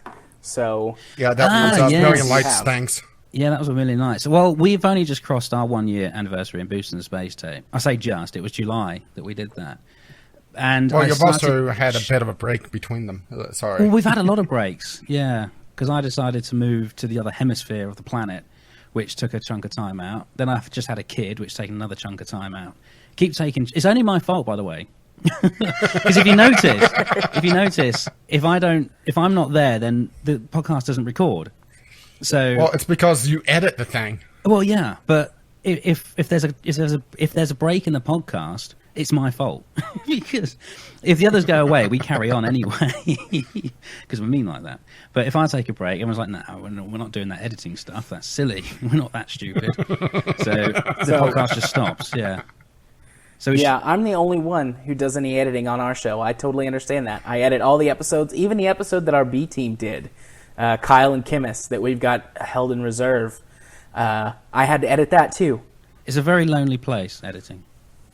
It Very is, but lonely. it makes me feel very powerful. It does. I get to shape the image of the show. The that's right. almighty editor. It's also a thankless job, though. Although people do throw in a drop of appreciation every now and again, it's largely a thankless job. And unless you listen to the edited episode and also watch the live episode, you'd only then know how different the podcast is and how much editing goes in. So, Yeah, which I- is I why will- we don't record live. Yes, I will whinge about editing for as long as I'm ever doing it. So, Yep. yeah. I've talked about releasing an unedited version of the podcast a couple of times, like releasing them side by side so people can see. A lot of times, we'll record for 3 hours and 45 minutes, and it gets cut down to close to 3 hours every week. And, that was kind of how I got the idea to do Franken episodes. It's like, well, we'll just cut all that stuff that I was throwing away and keep it for whenever we're sick or busy or just need a break. But yeah, there's a big difference in the 2 episodes. Yeah, the Franken episodes are a fantastic idea. See, that's one of the problems of streaming it on Twitch is that you don't get that luxury as much. You could Yeah, do. You could. yeah, we've. Go on. Go ahead. I say you could pull out the edits. I could put a lot of stuff out of the edit to do something similar, but for those that watch the live show, it'd be a little bit weird, I think. Which is Yeah, there's plenty of benefits for doing it on Twitch, but there's also the downfalls as well, as there would be without doing it on Twitch. So it's right. 2 very different things, but a pleasure all the same. So, Indeed. yeah. Well, Boosters and Space Tape, that's just over a year. And I started streaming about 3 months before that. I think it was March last year I started doing any of this. So all the video editing, the streaming, and the audio editing for the podcast and the podcasting itself has been going on for about a year and a half now, I suppose. So not that long. Right. It's a steep learning curve. How, and this is another question I've had that I wanted to ask you. How much of your living, if you don't mind me asking, do you get from doing this? Because I'm not going to lie, I don't listen to all of Boosters and Space Tape. I listen every once in a while. Yeah. Back when Kerbalcast was still going, their style, I guess, was more for me. And I've been getting more and more into Boosters and Space Tape because you guys are the only Kerbal podcast around now. You've got no choice. But I don't have a choice, basically. You're in the ISP industry now, where you're literally the only choice for Kerbal. Yes, that's the best way to be.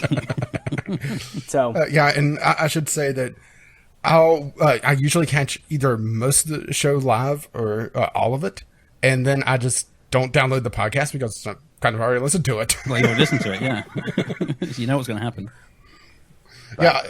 Which kind of screws with me because there's a bit of a delay between the live recording and when you put out the edited version. So it's like, okay, is this the one I just listened to, or is this 2 weeks ago? Yes. We usually record on one weekend, and then I'll try and release the edited version the weekend after. So every weekend there should be something. But of course, the edited version always trails the live recording. It doesn't always work like that. We have recorded 2 episodes before releasing an edit before. But yeah, it's the way the cards fall a lot of the time. Yeah, I'm not trying to say, well, you should be doing this. It's just kind of screwed with me a couple times. No, I'm taking notes. It's fine. But so anyways, back to my question. How much of your living do you make streaming, podcasting, recording? And if it's none, that's okay. We're in that boat. The financially, you mean? Yeah. Yes, no. Yeah, I'm a YouTuber for fun. Yeah. I do make a little bit of money out of the streaming. I do make a little bit of money from there. The podcasting, nothing. The YouTubing, nothing. In the UK, I was actually making quite a lot of money. Most of the audio equipment I have in front of me, and computer equipment and audio equipment, is from my streams, from people contributing to the stream. And the chair that I sit on was bought for me. But over in Australia, I guess it's not only trying to get a new audience, but also being Australia in this particular time zone, a much smaller audience, the money that I made is severely reduced next to nothing. So essentially nothing. There was a little bit of money coming in the UK, but over in Australia, no, it's negligible. It actually costs me. I make a loss from podcasting and YouTubing and streaming. It is a loss. Yeah. Yeah. Sad day. Totally understand that. Yeah. We make a little bit of Patreon money, which, I mean, doesn't go into our pockets. We're right now looking for a better, more full podcast hosting service, which is where all of that is going to go. It's just kind of sitting in an account right now. Yeah, which has proven to be rather challenging because, podcasts that put out 3-hour episodes weekly tends to be rare. Yes. Yeah, the only other one that I know of is the Co-optional Podcast.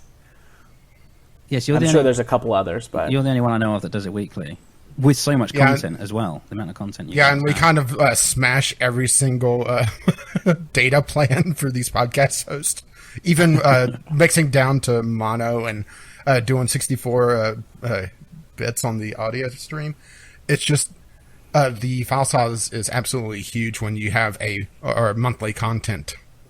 Yeah, we're somewhere between 80 and 100 megs every episode, which, 2 of those, and that's most of the standard monthly upload plans. And we want to keep recording every week, so we're like, well, we'll figure it out eventually. Yeah. No, I always keep the Boost and Space Tape, the edited version, between an hour and a half by the time it comes out. And with the plan I've got, which is with Libsyn, I can put up 2 episodes a month comfortably. But any extra, no. I have to reduce the file size somehow, or take out a bigger plan for that. Yeah, I looked at Libsyn and they kind of cringed. Don't we have to pay like $40 a month to upload all of our podcasts? Yeah, it was 40, and that's cutting it close. And if you want Yeah. people to keep listening to it, you have to keep paying them as well. Because as soon as you stop paying, the podcasts go offline, from what I understand. Yeah, which is what happened to Kerbalcast when Yes. they So- stopped yeah. paying. Their RSS feed went down. I actually I did a full dump of their RSS feed and put it on archive.org. And, well, that's kind of the beauty of what we do is that we have a secondary copy of our podcast that goes to each of our YouTube channels, which actually acts as a secondary archive. Yeah. Do you know what? And you guys doing that, I've thought about doing that for Boost and Space Ape. So although I haven't done it in a while, I'm slowly uploading all the live recordings up to YouTube. But what you guys do, I'm also thinking about putting the edited versions on there as well, just so there is always an archive somewhere for not only for people to go to in the future, but also nostalgia. Because if we ever stopped Boosters and Space Tape, a couple of years down the line, you might want to go back and listen to that and think, oh, that was fun. I want to reminisce. I want to listen to that episode again, and it gives you that. Yeah, option to do that. which I'm extremely lazy on. I just have a static screen and upload it. Jared does the more in-depth thing of actually having gameplay, so you have something pretty to look at. Yes. I use random background footage from whatever game I've been playing that week in recording, so it goes in spells. Like there's a bunch that'll be one game, and then a bunch that'll be another one as I kind of migrate from game to game. Well, here's the thing: is that I don't really have extra footage because I'm already doing 9 other videos a week. Wow. So it's either me reusing footage, which is in half-hour chunks, or having the static image. And I decided to go the lazy route because I'm already doing all the show notes, which actually takes a fair amount of time because I usually end up fighting with our blog. It's an epic battle every week, just trying to get the layout just right. There's always something that screws up. Well, that's the thing, isn't it? With all of this, whether it's podcasting, YouTubing, or Twitch streaming, it's a lot of effort that goes into it. And people that go in for it just for the money get disheartened very quickly because there's not a lot of money in it, if any, at all, for most people. Yeah, if you do want to this be, because you like it, you love it. Yeah, if you want to be PewDiePie, do not go into this. Do not go into YouTube. No. Do not go into podcasting. You are not going to make the PewDiePie money. You'll be lucky to make a break even. Yeah. Yeah. Technically, I make money on YouTube because I get my review copies, which actually turns into Steam trading cards, which gives me a little bit of extra money in my Steam account. I get my YouTube advertisers, which I still haven't gotten a paycheck from them, but it is slowly building up. Yeah, you have to have $100 before you can get a paycheck. Yeah, and I think I'm under 15 still. But then again, it's goes in waves where I'll have a video for some reason that suddenly gets very popular. During the summer, I got a lot of views on my Ghostbusters Let's Play. And turns out I made more money on Ghostbusters this summer than Sony did. Ouch. Yeah, I made $1 on Ghostbusters. Yeah. So for anyone out there that is wanted to get into any of this stuff, don't do it for money. You do it because you like it, you love it, you like the community, you like the reaction of people watching you and getting involved. But don't do this for money. I steal the line from One Punch Man. I'm a YouTuber for fun. If it turns into a job, if it turns into a paycheck for me, great. But I'm not doing this because I want to be rich and famous. As a matter of fact, looking at some of the stuff that goes on with some of the big YouTubers, seeing Total Biscuit having a breakdown because of all the stress of people just going blah, blah, blah, blah at him. You suck. Why don't you do this video? Why don't you do that video? I don't want to be the Total Biscuit level of popular. I want to be, where I could, if I do get popular somehow, which don't know how, the voice. I want to be where I could, honestly, I'll listen to my voice and I hear you and Jerry praise it, and I just don't hear it. I don't think I ever will. You'll always have a special place in my heart, Rage. Yes.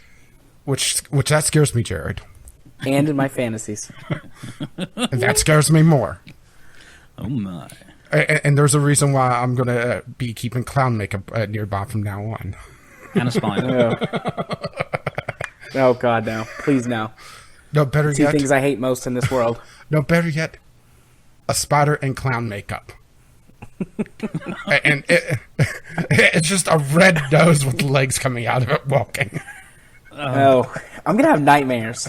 You're seriously going to give me nightmares tonight. Okay, we've been at this for nearly 20 minutes now. Let's transition into a topic. Because, Aki, that is also my job on this show, is to keep us moving along. Otherwise, we'd never get anywhere. I've picked up on Which he that doesn't on the, do all that good a job when it's me and Kyle also together.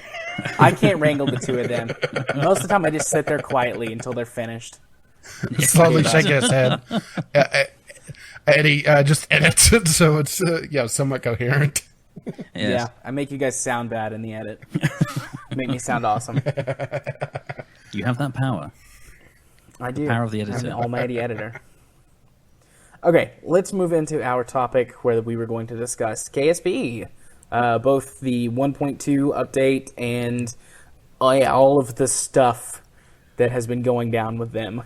Yeah, when we originally that's the best way to contacted describe it. Aki about talking about KSP, we were thought this was going to be a lucky go happy, update, nothing major going on, and then Yeah, I know. Full of so much joy, and then all of a sudden, which one do you want to tackle first? Do you want to tackle the joy, or do you want to tackle the, I don't know what you call it, the despair. oh my, yeah, despair. The, Oh my! the fear. Well, I like to talk about the garbage first, and then we can talk about the nice stuff.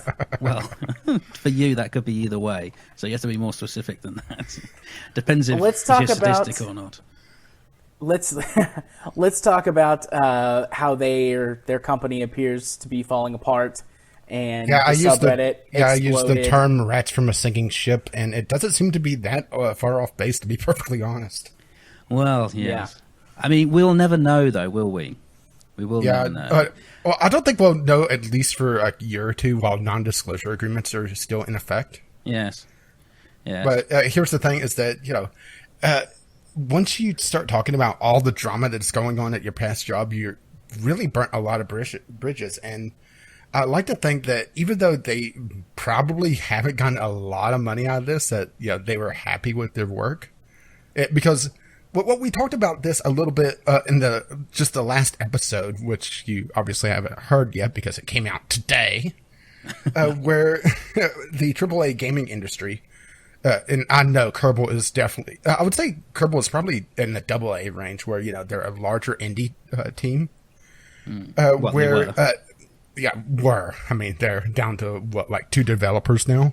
Yes. 2 developers, the QA team, and their public relation guy being like the Iraqi Minister of Information. There's nothing wrong.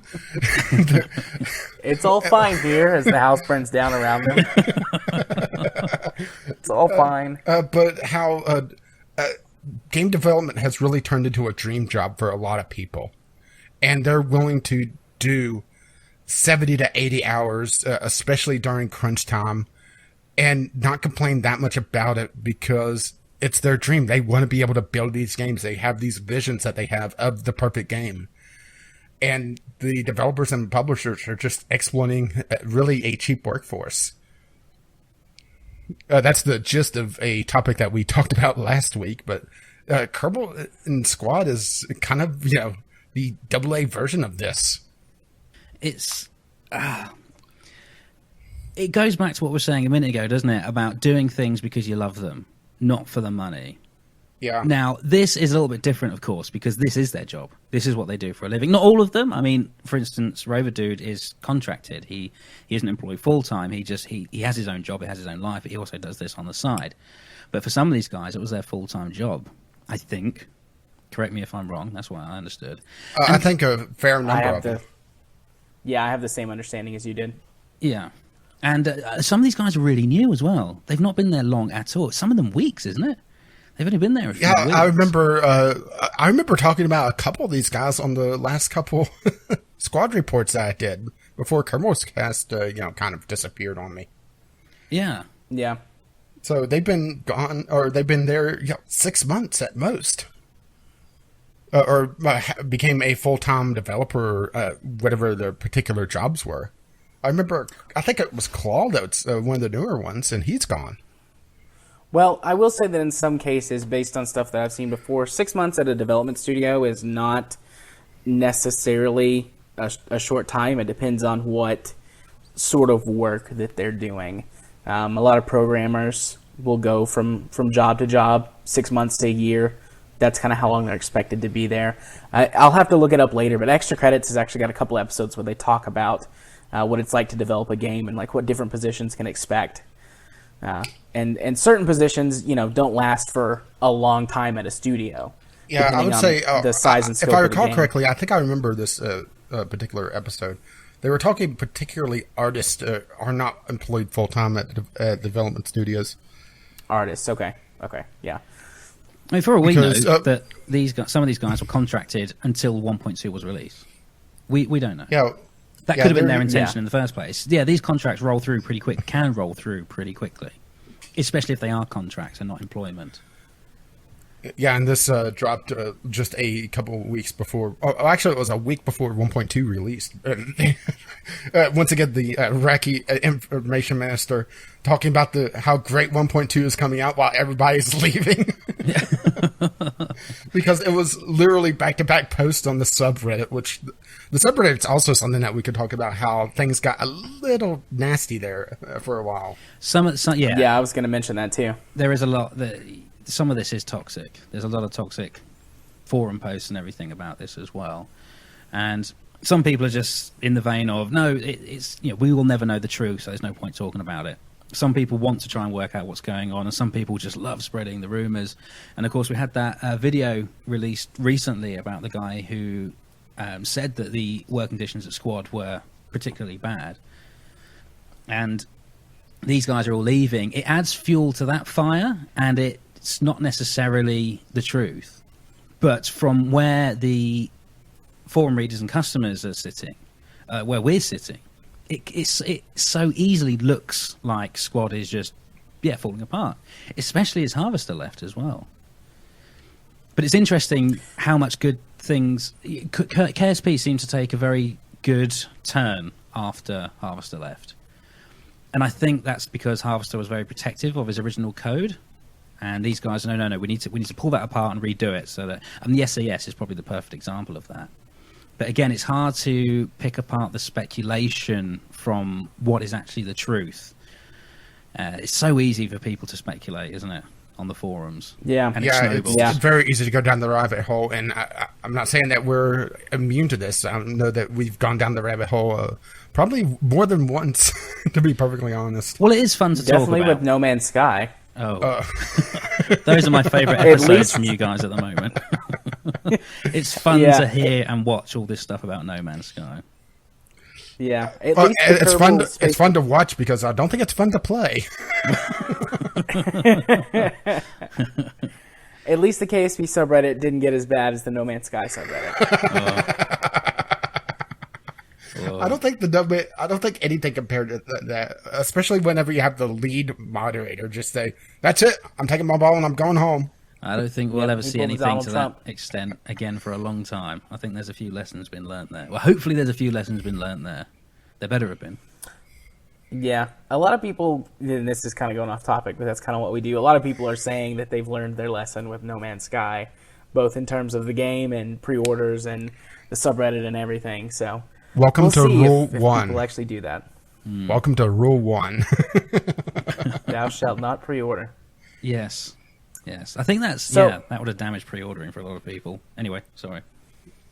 So in the midst of all this, Aki, what do you think is going to happen to Squad? And I'm not just like mongering, like fear mongering or whatever. Like, as someone who is in this way deeper than even we ever were. Yeah, you Turbocast. actually have contact with Squad. You've talked to them, so naturally you can't break confidence. I'm assuming that you're... but they don't actually tell us anything.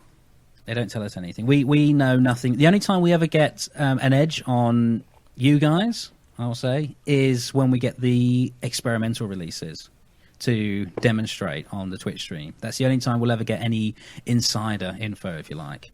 So we'll get the changes, the release notes, everything a little bit earlier. We'll get documentation a little bit earlier, but that's for the experimental demonstration. Other than that, we don't get to know anything else. So the speculation is probably even more rife in the KSP chat than it is in the forums, but because we're part of it. And I'm not here to knock Squad. I'm not saying Squad shouldn't leave us in the dark as much as they do, but that's up to them. We don't have to be there, of course. We don't like it. We leave. And so the KSP TV stuff is my link to Squad. And like I say, unless it's an experimental release, we don't get any insider information. But what do I think? I'm not quite sure what to think at this stage. It's the future of KSP. If 1.2, we'll probably slide into the good stuff here. 1.2 is a very good release. Have you guys played it?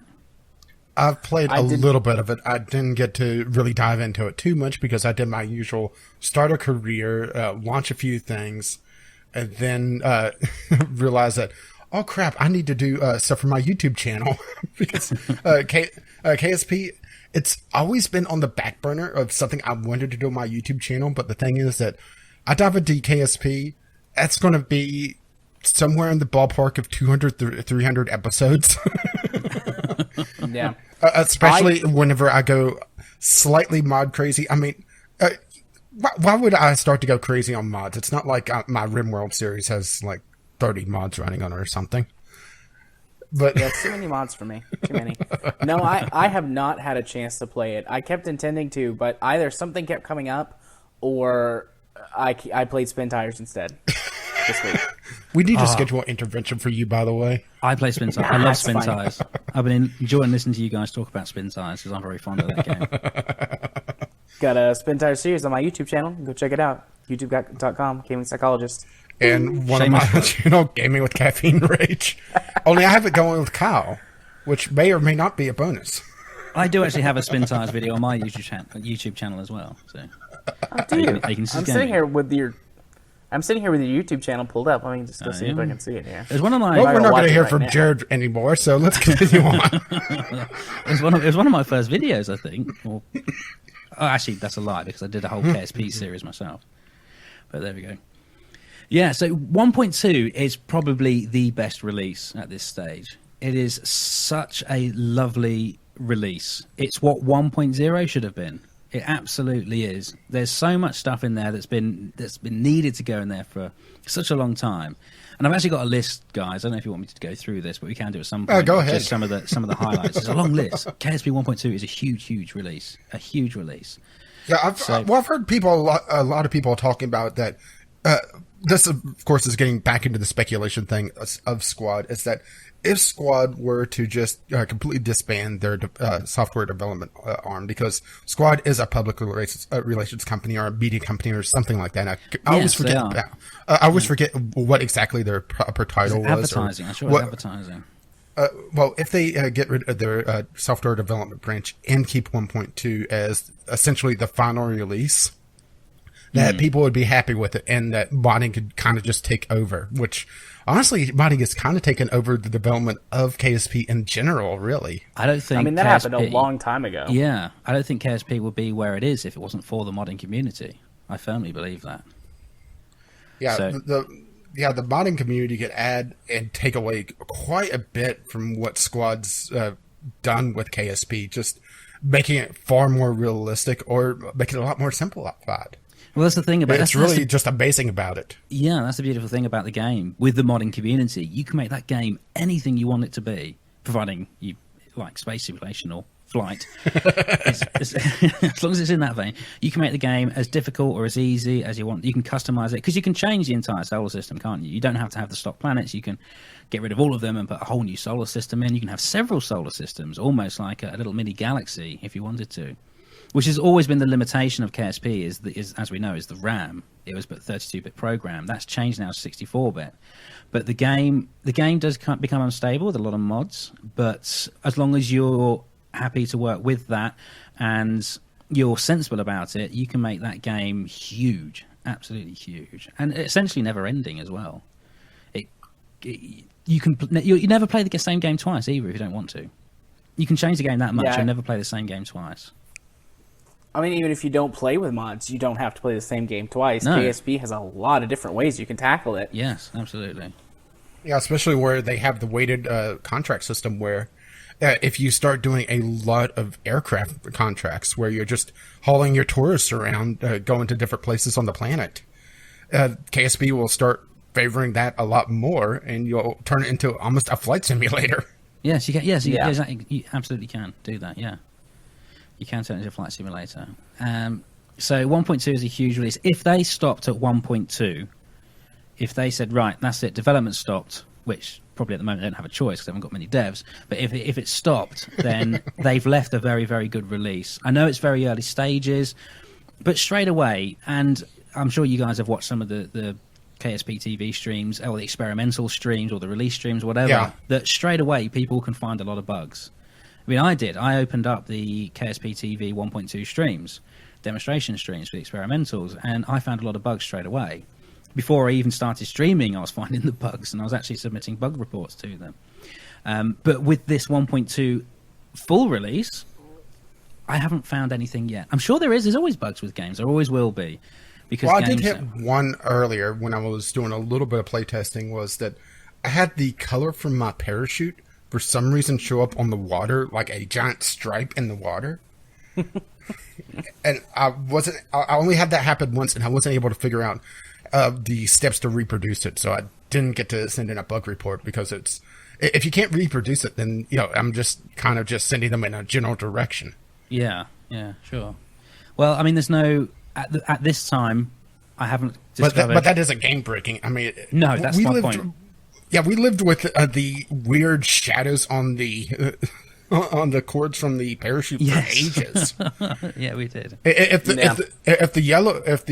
ocean looks a little yellow, just say that the fish were startled by the rocket coming down out of the sky. They had a little wee. Either that or Jeb was a little too excited and decided to dump the waste product. Yes, don't drink the yellow seawater. No. Overboard urine dump. Yeah, I thought you were supposed to do that in space, Jeb. The checklist had a couple pages stuck together. Oh dear. I have to say that as someone who hasn't played 1.2, who was underwhelmed with 1.0, underwhelmed with 1.1, I am looking forward to playing 1.2. It looks like, like you said a few minutes ago, it looks like what 1.0 should have been. Yes, definitely. And I would say 1.1. What was it? 3 is what 1.0 should have been. The 64-bit, which turned into be a far, far larger project than I think they ever intended it to be. Yeah. Well, didn't they originally say 6 months and it ended up being over a year?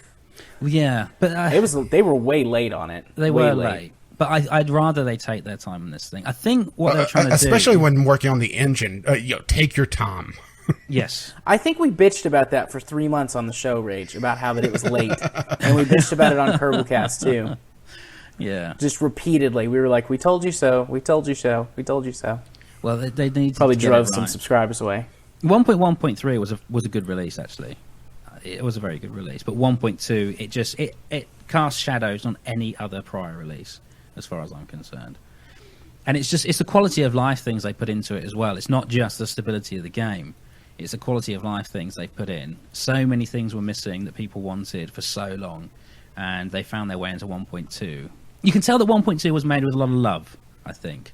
It wasn't rushed. It certainly doesn't feel rushed. I don't think it was rushed at all. They got the right people in the right place with the right ideas, and they took their time on it, and they wanted to get it right. And this pre-access as well, I think, has done them so many favours.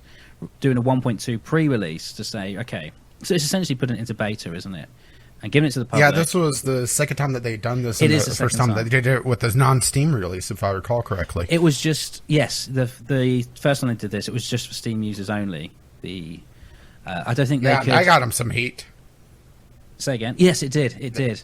But I think the reason for that was because their server couldn't handle the amount of downloads. They were talking about how their servers just wouldn't be able to handle all the extra traffic. Yeah. And that they couldn't get a solution in time. Obviously, they fixed that. Mm. Well, they're going to find the more hardcore... Or they overestimated. Yeah, maybe. But they're going to find the more hardcore players with the normal download rather than the Steam download. Because the Steam download came much, much later. And the normal download was from the very start. It was from the very start. So I'm one of them. I don't have the Steam version. I have the website version. And I'm one of these Johnny-come-latelys. I have the Steam version. Well, some people might have switched to the Steam version. Yeah, there was up to a point that you could switch to the Steam version, and with the pre-release for 1.1, obviously it was the Steam version that was being favored just because they could rely on Valve's infrastructure, when that doesn't fall apart. Yeah. I wonder.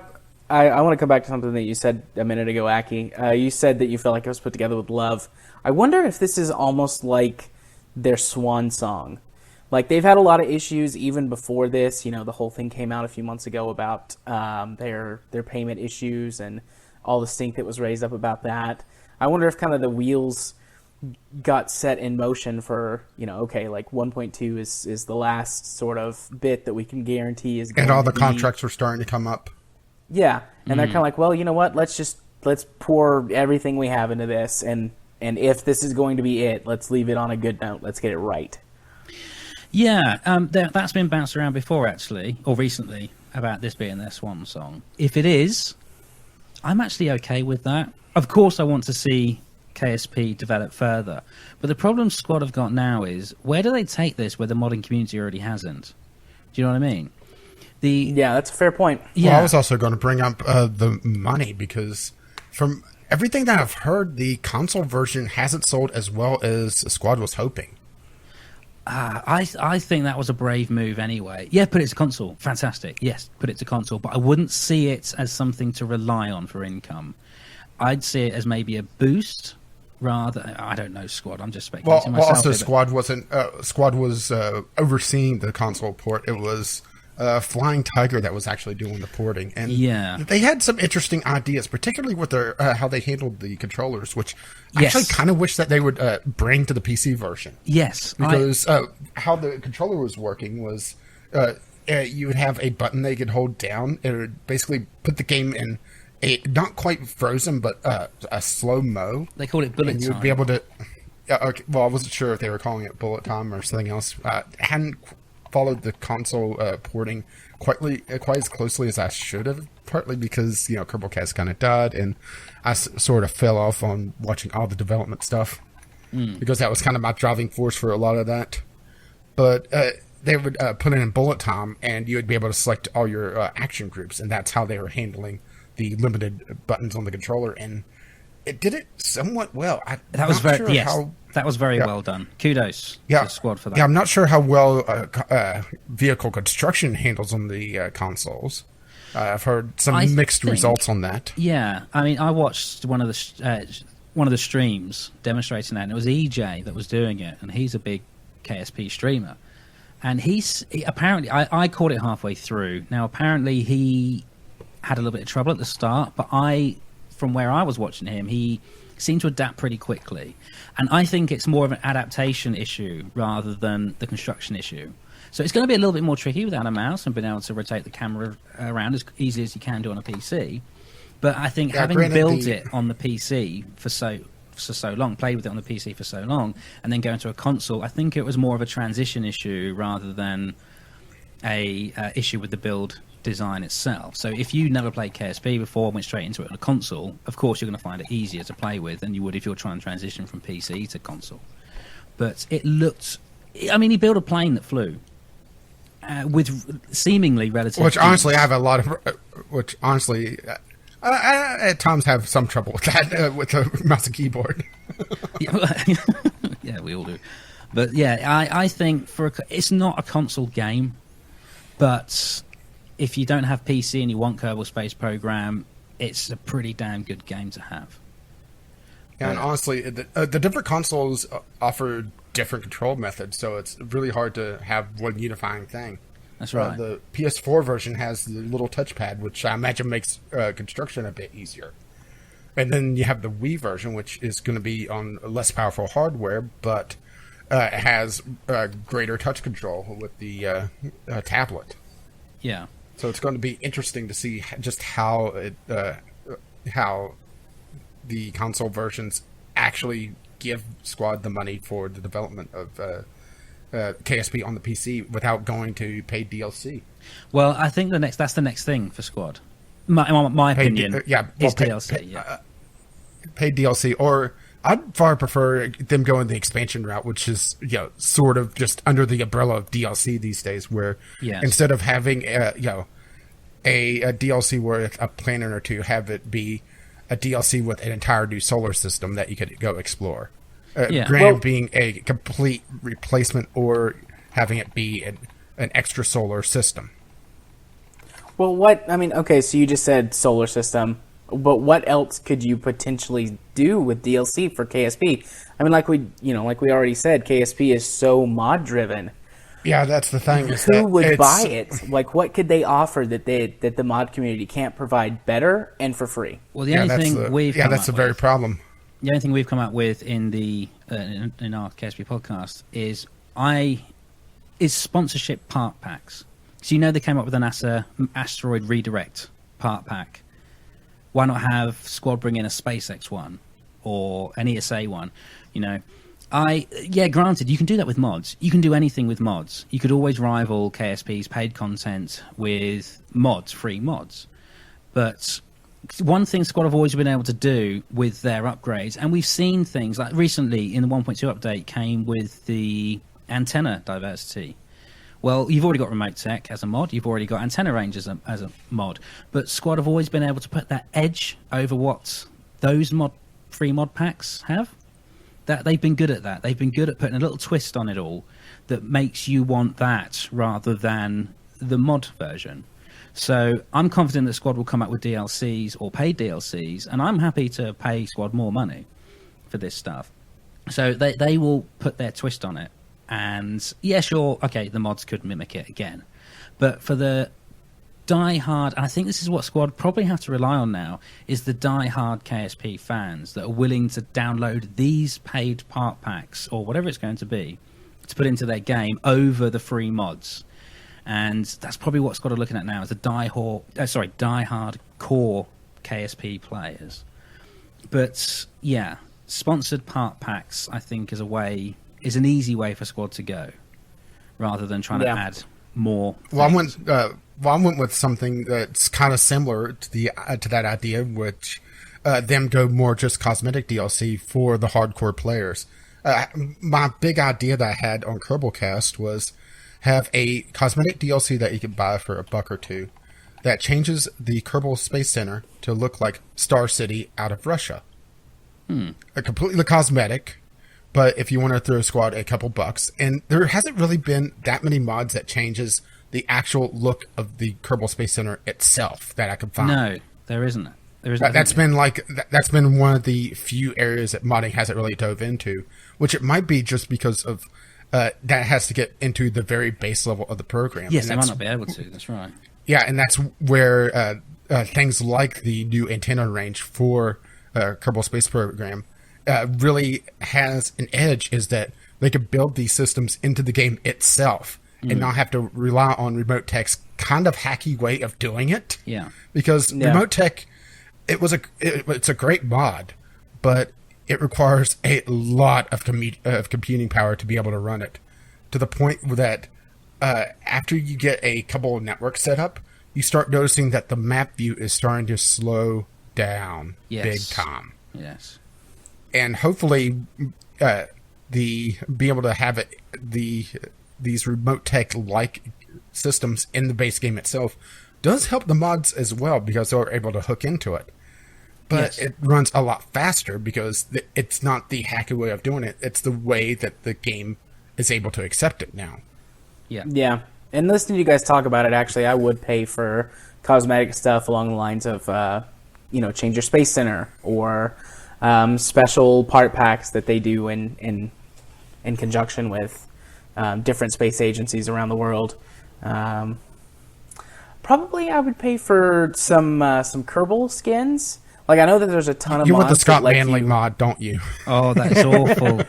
That is horrifying. I know that there's a bunch of different mods that add cosmetic changes to your Kerbals, but I would spend some money, support Squad, because I did go through a little phase whenever it came out that they're potentially, allegedly poor business practices, that I kind of had a bad taste in my mouth about it. But I mean, I got over it with time, and I have still enjoyed 500 plus hours in the game, so I mean, that's worth more than the $20 that I paid for it. Yeah, I right. wish I had Easily. an hour count myself, because the problem is that as a mod junkie, I typically take my version of KSP and then I'll copy it to a secondary hard drive way outside of the Steam realm.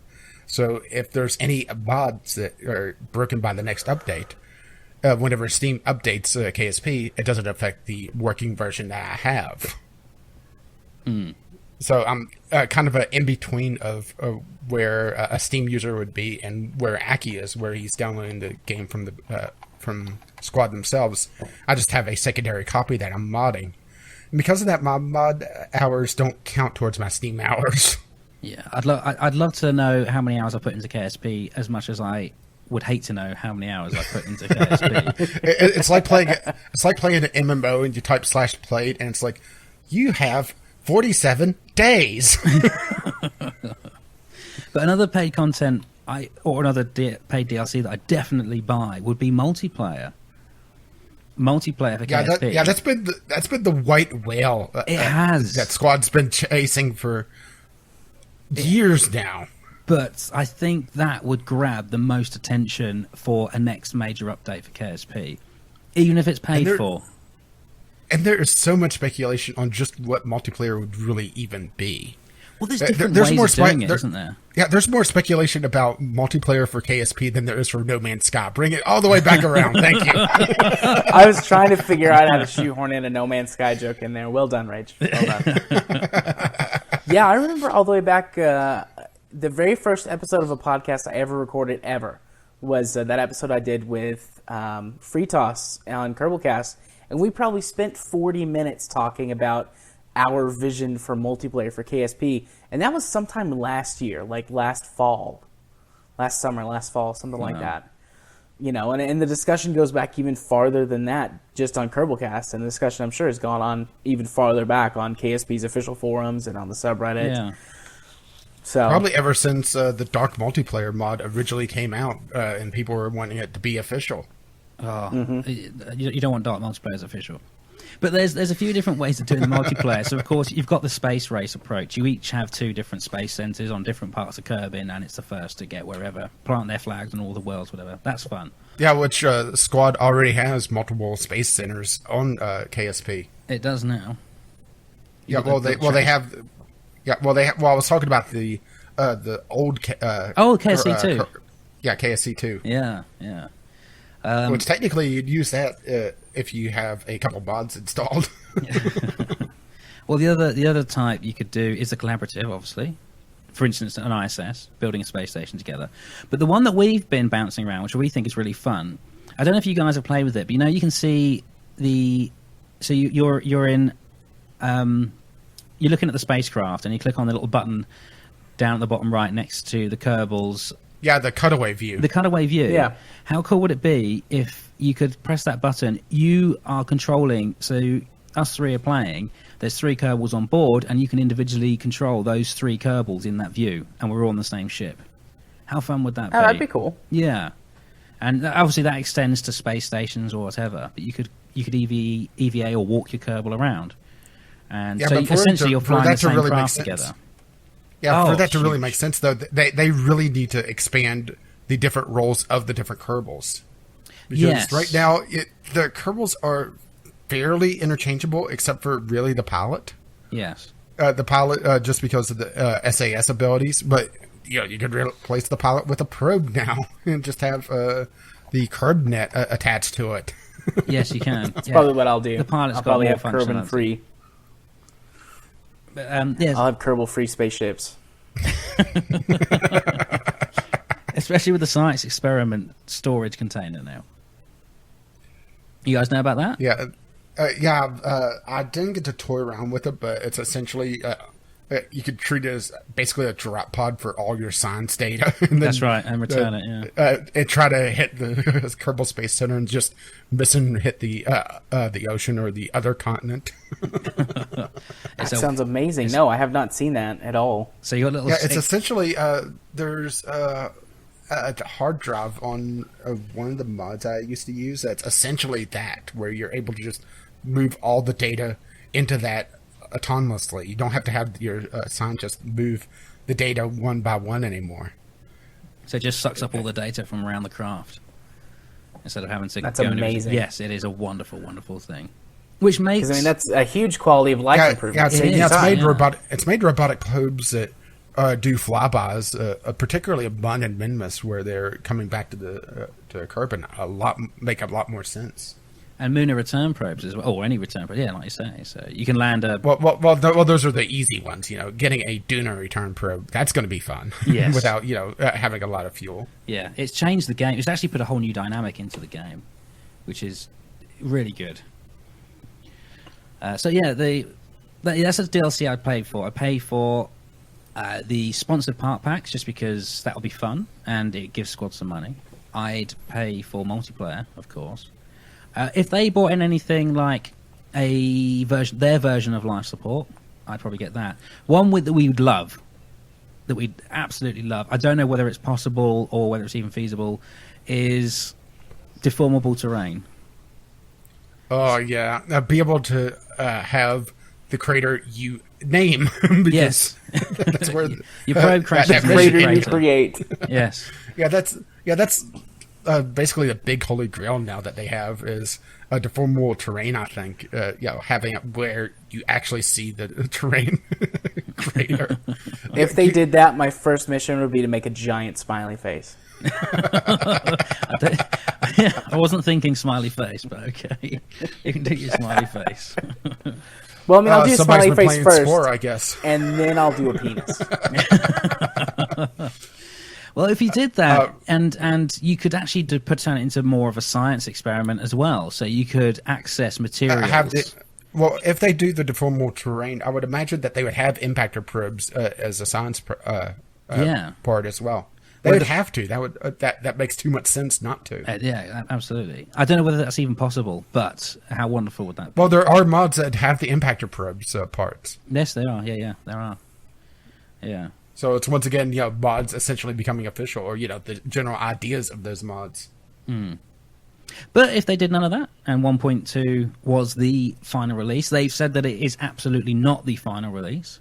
There will be they're continuing work. There will be more things. Is this the Iraqi official information minister again? This is definitely not the final release. Someone told me that this is not the final release. No, apparently it's not the final release at all.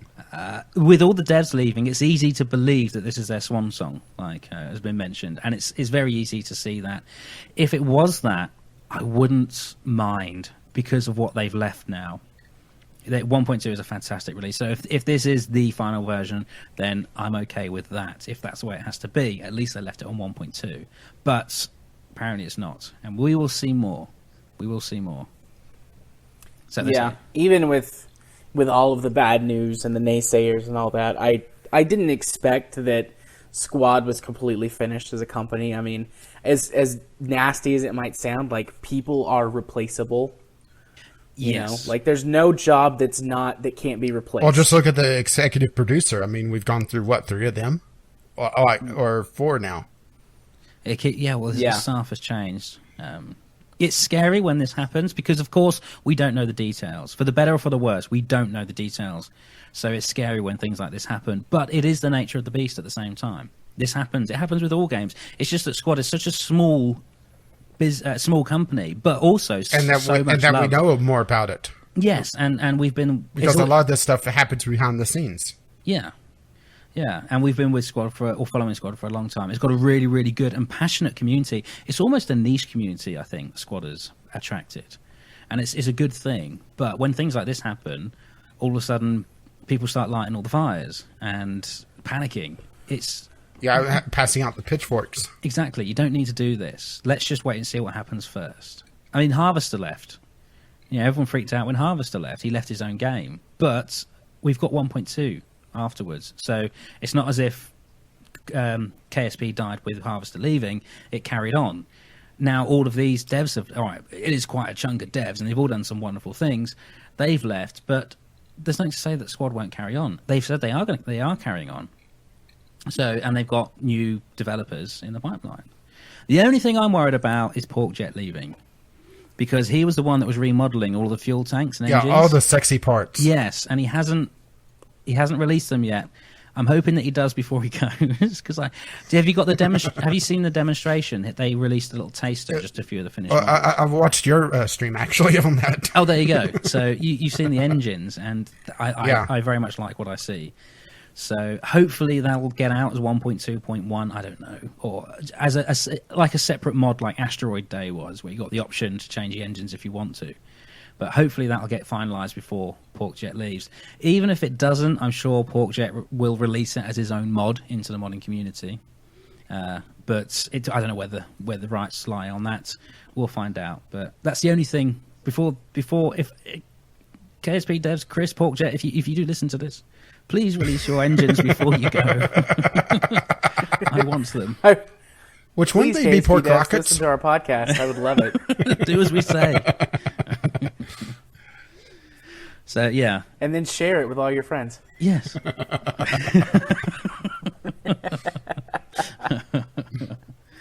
Oh, There we go. okay. But Well, is that a wrap-up point for that?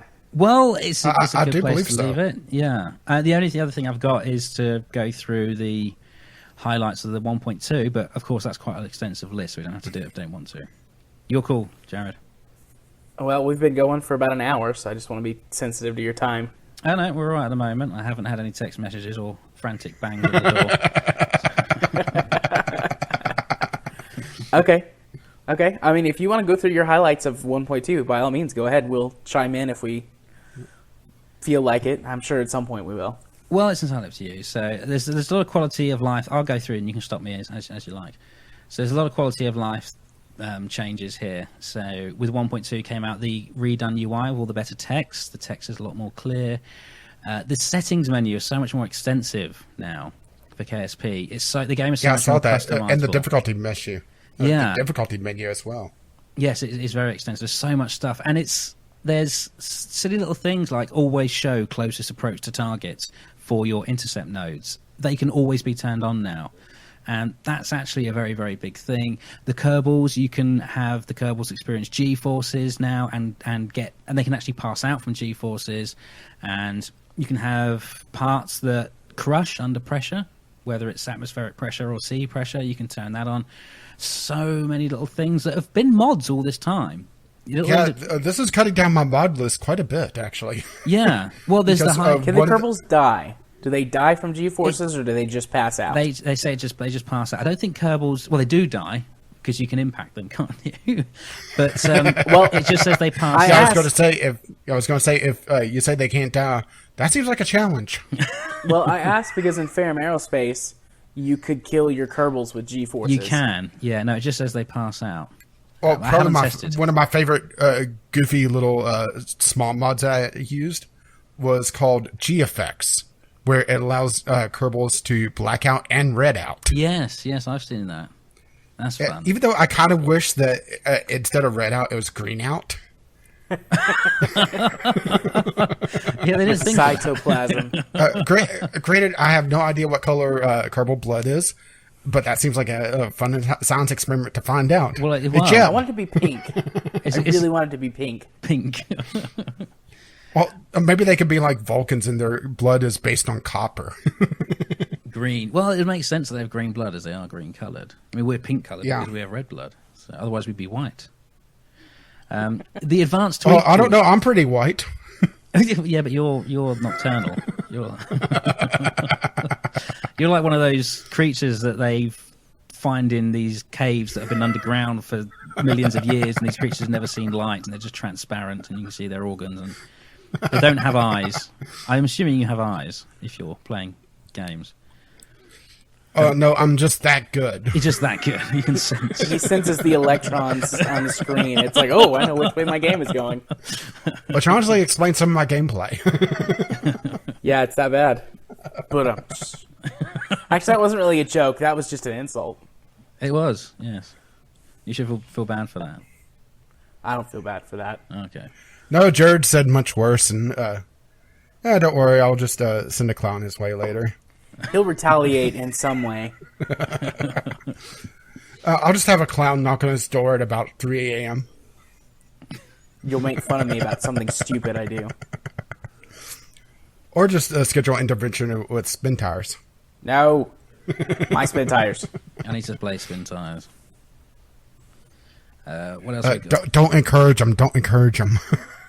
I don't need any encouragement. It's fine. Anyway, Zachy, you were... Continue. Other great things like the fairings. You can now because a lot of things you can turn off the staging for now. So items that were like stack separators or the structural hardpoints and things were, if you staged them, they obviously jettison whatever they're attached to. You can now turn that off. That's also true of the fairings. So you can actually use the fairings as structural parts now, rather than have them as fairings. You can turn the staging off.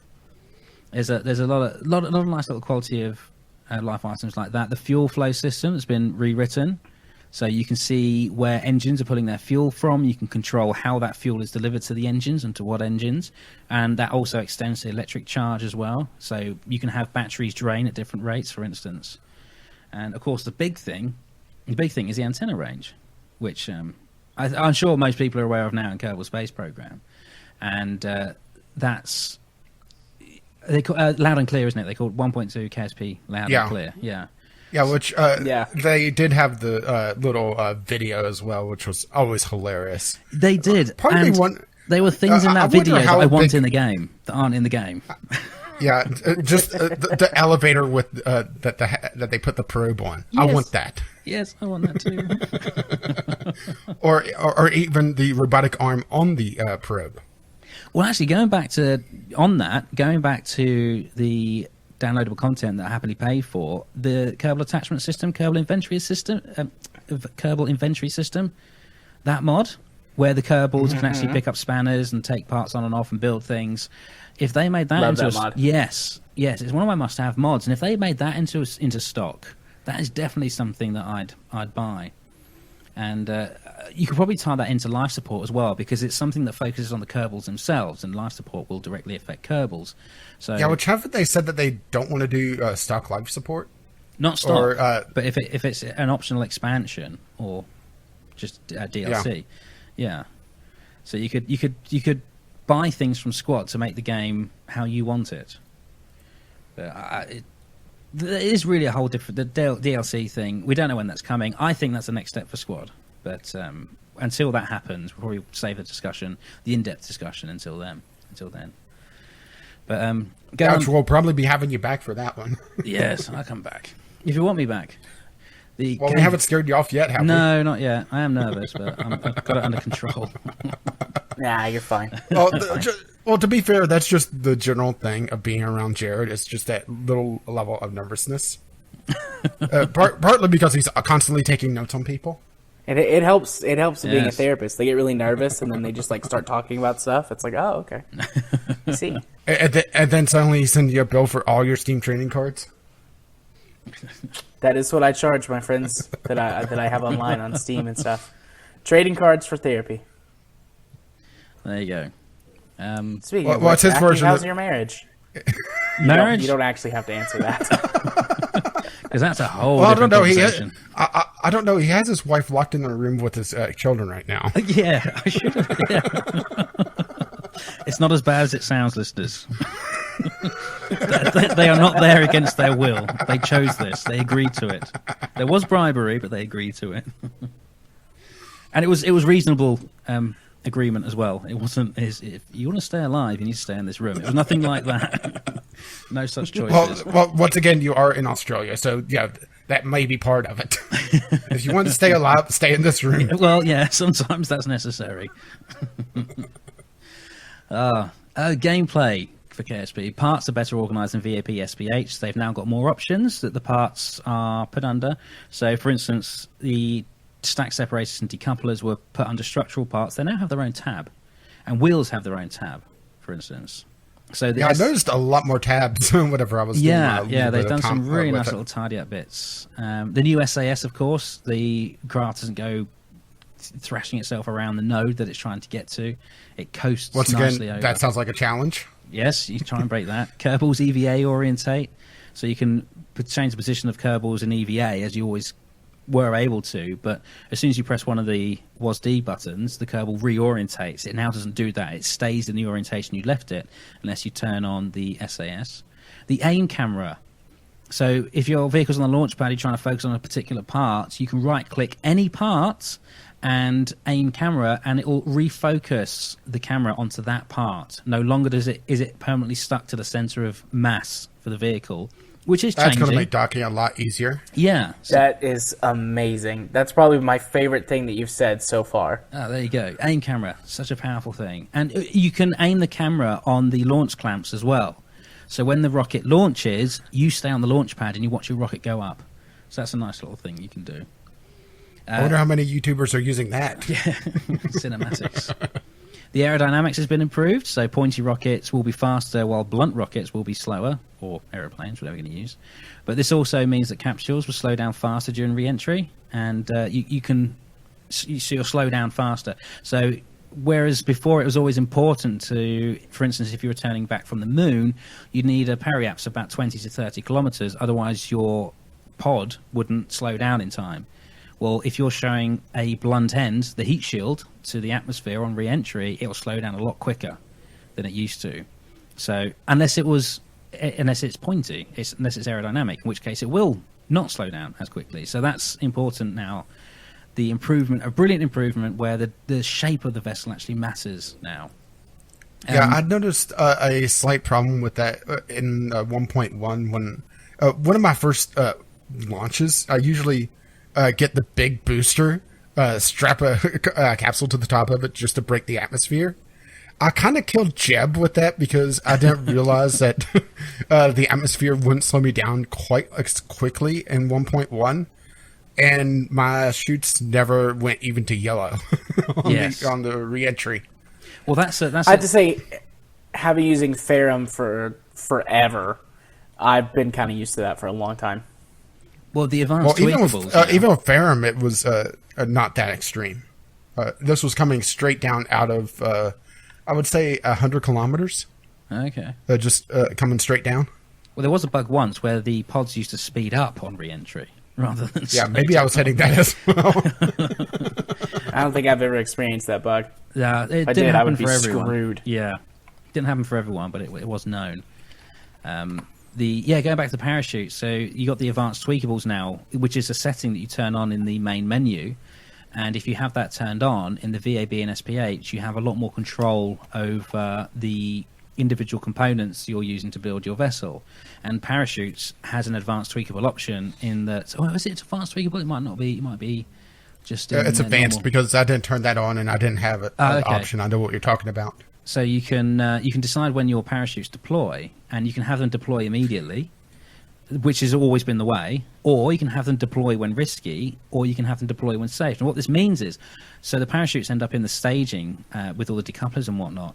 Now, when you press spacebar in previous versions, if you press spacebar, your parachutes would deploy if you're in space or whatever.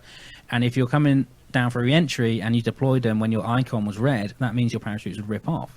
Well, now, if you have deploy when safe turned on, the parachutes, if you press the spacebar, they will not open until that icon is grey. So it doesn't matter if you accidentally press the button now, the spacebar, and you stage them, because they won't deploy. And that's quite a realistic thing. I like that. That's the advanced. And I've had a few emergency, oh crap, I just hit spacebar. Quick, get the engineer out there to repack the chutes while the ship is on a suborbital trajectory. So if you have, I don't know why. I think advanced tweakables. I understand why they have it turned off, is because it doesn't scare new players. But it's something that I'd like to have on as default. But as long as you know it's there, it's fine. But going back to the aerodynamics that have been improved, the water physics have also been improved. So when your craft splashes down, it no longer goes nuts. It comes off the rails nicely. And Kerbals actually float properly too. I'll be right back. Okay. Feel free to continue without me. Okay. Yeah, Kerbals float properly in the water, so their mouths aren't underwater anymore. They actually float with their heads above the water, which is nice. The contrast, one of those just little things. Yeah, it's just all these little things, as well as all the B improvements and the additional content we've got. These little quality of life things that they've added, which I think is really important, and it's made the game just so much more lovely. The contracts on planets are now weighted, so they come in first world style packages. So, for instance, if you started your new career and you got above 5,000 meters or whatever, you got a reward for that. Well, if you don't accept any contracts but you fly to Juna, you will get a reward for flying to Juna. So there is an automatic style in there. But also, it recognizes if you don't want to go to Juna, but you keep getting Juna contracts come up, if you keep rejecting those contracts, the game will learn that you actually don't want to go to Juna. So it'll focus on other things, and you'll get less Juna contracts, which is quite a nice little touch to it. It makes the careers a little bit, the career progression more logical. And going back to actually the gameplay itself, the debug window, the Alt F12 menu, there's a few nice little adjustments in there or additions they've put in there. One is the gravity adjuster. Have you played with that? No, I haven't, but I have seen that. You're aware of it? Where you're able, yeah, I'm aware of it, where you're able to essentially simulate really any planet now. Yes, you can. Yeah, you can increase the gravity adjuster up to 10, which puts the gravity up to 10 times that of Kerbin, or you can reduce it down to 0, is pretty much. So you can simulate. Yeah, the it's essentially. Oh shoot! Now I'm blanking on the moon that you don't land on. It's more you dock with it. Gilly. Gilly. Yeah, I just blanked on the name Gilly. Yeah, where it's more of docking with the planet or the moon. It's actually difficult to stay. You don't really land on Gilly. Yeah, you dock with it. Get a Kerbal attachment system with the harpoons and just fire them down. The only thing is about using that gravity slider, so it's fun to practice or simulate landing on other planets with that. But, of course, you've always got the atmosphere on Kerbin, which stays there, and it stays at that pressure too. If they had an atmospheric slider as well from 0 to 10 or whatever, then that would be good. Well, that's where the other half of what they added, the hyper edit analog. Yeah, that's the thing. Hyper edit to Mun. Yes, you can. You can hyper edit to anywhere you like. So you call it hyper edit because calling it hyper edit, you know what it is, but it's actually very different to hyper edit. But essentially, it does some of the same features, and you can put your craft in orbit. Around any planet or moon. The nice thing about it is that it won't let you do it in a dangerous way. So if you try and hyper edit to Joule, on the first time you click it, it won't let you do it because it recognizes if you did do that, you'd be in Joule's atmosphere and your craft would be destroyed, which will make the process pointless. So it actually gives you a warning to say, no, you can't do that. But on top of that, it then readjusts the altitude so that it is a safe orbit. So you press it again and it will happily put you in Joule's orbit in a safe orbit. So it won't let you do anything accidentally. Oh, that's really neat. It is. It's just, and again, it's a nice little quality life thing. And the last thing in the debug menu that I was going to mention was the create Kerbal. You can now create your own Kerbals. You can decide on their name, you can decide on their gender, whether they're a badass, what trade they are. So you can create your own Kerbal.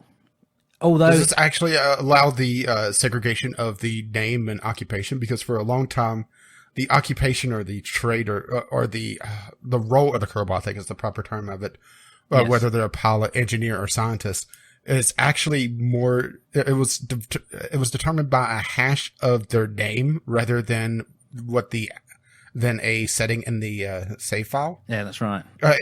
Granted, you could go in and edit that, but it was only changing the tag and not the actual role. So if you changed, let's say my Kerbal, you created a Kerbal for me, and I believe using my Twitch name, it creates me as a pilot.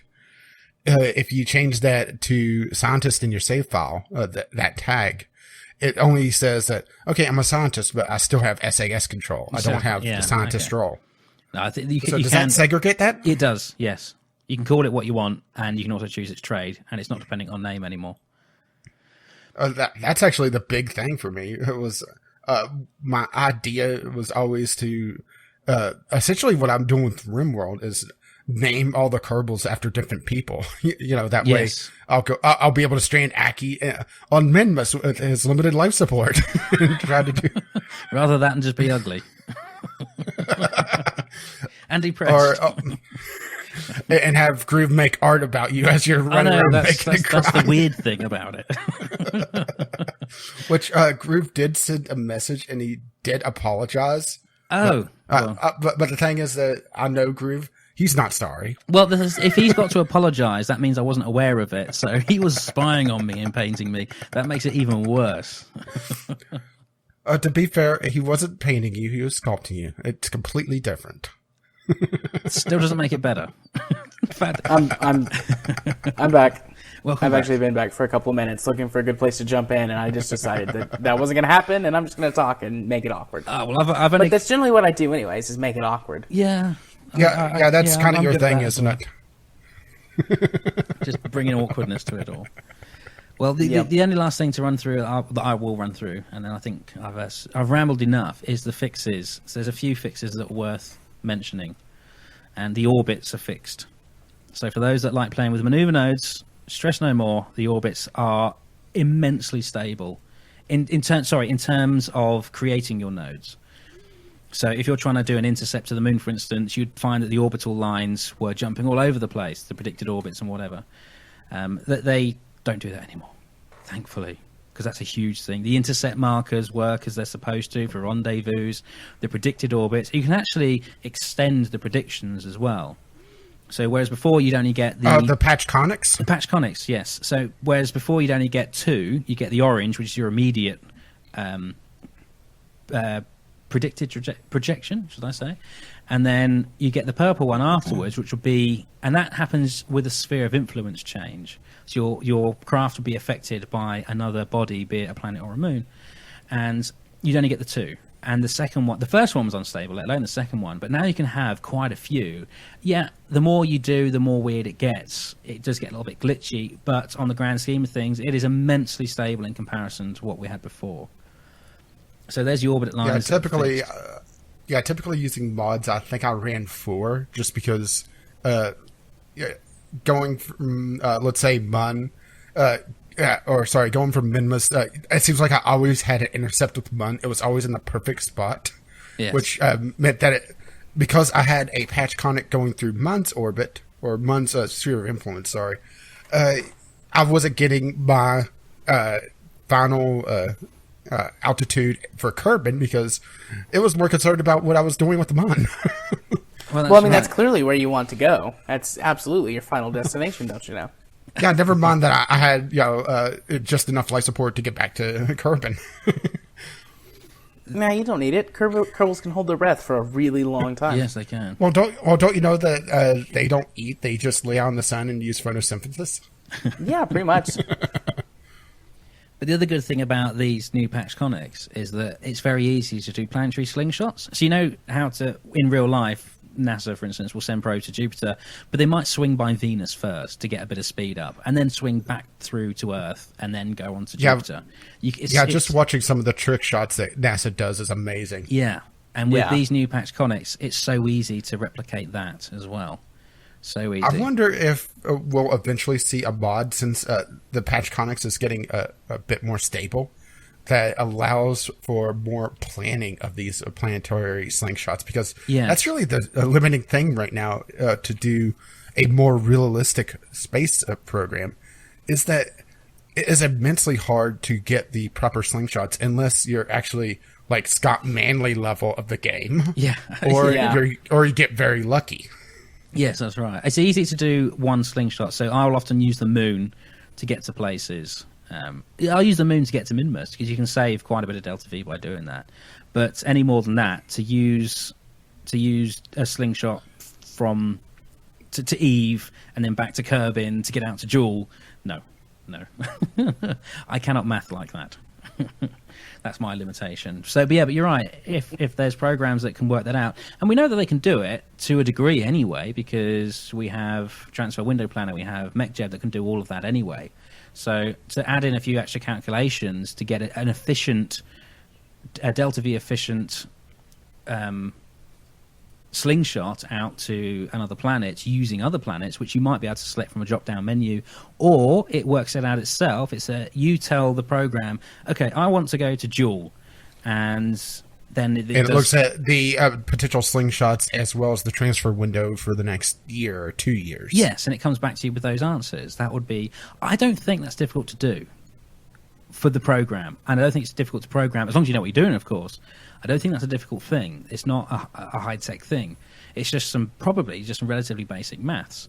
But for us to work out on pen and paper as just general gamers, it's it's a little bit more than what we'd like to commit ourselves to, I'd imagine.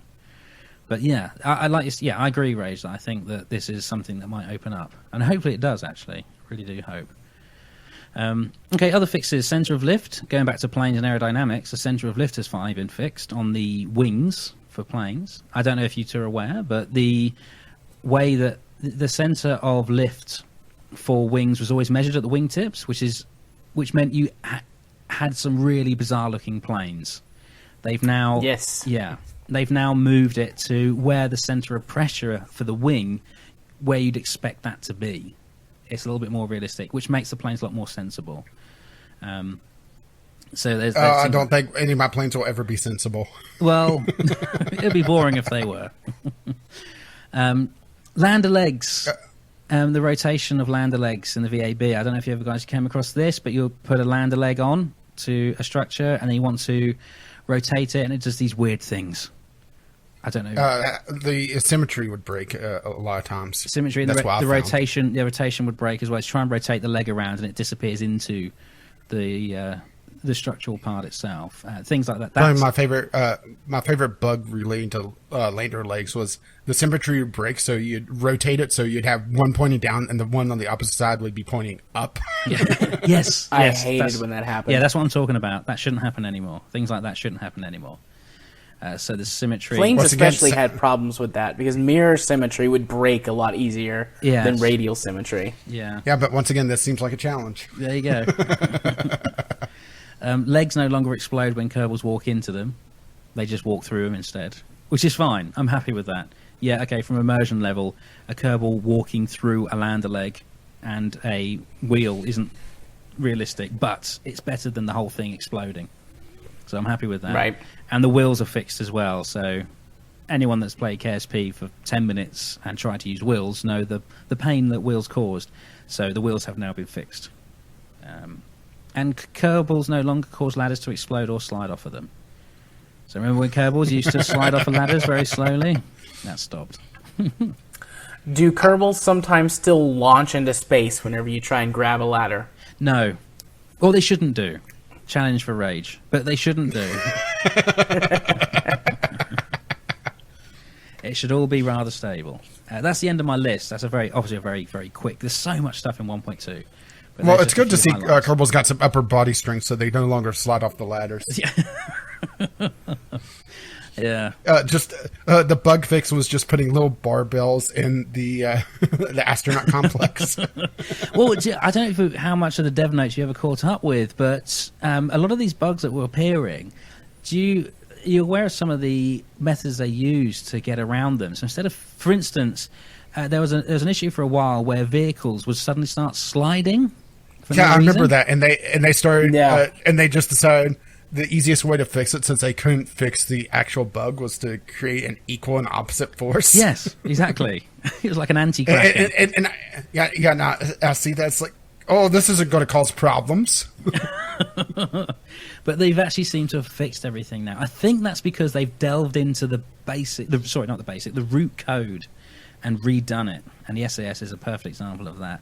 I think for a long time, when they went to the 64-bit Unity, instead of rewriting things, they put like a box around it and did a conversion code rather than rewriting it from scratch again to be compatible. They what's the word I'm trying to think of? Oh, I can't remember. I'm under pressure. Oh, don't worry. You're starting to get into the realm of, I know some of these words. But yeah, instead of... they essentially put a box around the core code and they did like a... jeez. I'm sorry. I'm looking at the timer and I just got an alert saying that I have a podcast recording to go do. Oh, yeah. I'm not supposed to start for another half an hour according to my time. Never mind. See, there's a painful irony here, because a few episodes ago we did for our 1 year episode on Boosting the Space State, we did an offline recording, exactly the same fashion that we're doing now. Whereas we always do it on Twitch, we did it offline, just us. And one of the topics is guests, and we get a few emails and messages on Twitter saying, why didn't you have more guests? Please have more guests. And my response Scheduling. in the podcast, it was, well, it's a pain in the arse to get guests on because of X, Y, Z and everything else that goes with that. And I'm now a painfully perfect example of my own criticism. Well, to be fair, this is Jared's fault. I don't know if it is. Either that or Google's fault, and I'm not sure where to put the blame. So I'm just going to put the blame on Jared. I'll blame. It's right on my calendar, guys. I showed up on time.